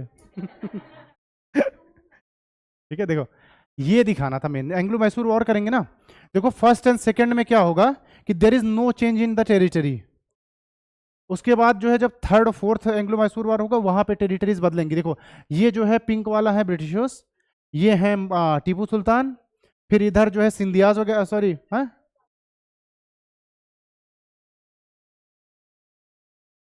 ठीक है। तो देखो ये देखो निजाम है, तो धीरे धीरे ना जैसे यहाँ की टेरिटरी कैप्चर हो जाएगी, इधर से ये लोग बढ़ते जाएंगे, नीचे से ट्रेवनकोर बढ़ता जाएगा, इधर से बाकी लोग बढ़ते जाएंगे, मतलब ये जो इधर बड़ौदा वाले बैठे होंगे, तो फिर ऐसे श्रिंक होता जाएगा। तो हर वॉर के साथ देखो ये जो मैंने पैच बना रखे हैं, ये पैचेस वही हैं जो जो हर वॉर के बाद जितनी टेरिटरी कैप्चर की जा रही है। तो फर्स्ट एंड सेकंड में देखो इट इज अनचेंज्ड, इतनी ही पहले भी थी, इतनी ही रह जाएगी। लेकिन जब फिर आगे बढ़ेंगे, थर्ड मैसूर वार होगा, तो फिर कुछ देखो टेरिटरी जो है, देखो जैसे देखो ये पैचेस बन रहे हैं, ये पैच यहाँ पे आ गए, ये पैच हो गया, ये पैच चेंज हो गए, देखो यहाँ पे भी पैचेस आ गए, है ना। तो देखो यहाँ वाला निजाम एरिया कैप्चर कर लेगा, तो ऐसे ही धीरे धीरे धीरे धीरे एरिया श्रिंक होता जाएगा। फिर जब नेक्स्ट पे आएंगे हम, ये देखो मैसूर देखो कितना सा रह गया फोर्थ वाले में, है ना। तो ये टेरिटरी पूरी जो है, देखो मैंने इसको पिंक कर रखा है, it is captured by Britishers, है ना। तो इस तरह से होगा, ठीक है। चलो कोई नहीं, नेक्स्ट क्लास में करेंगे इसको, फिर देखते हैं। ओके,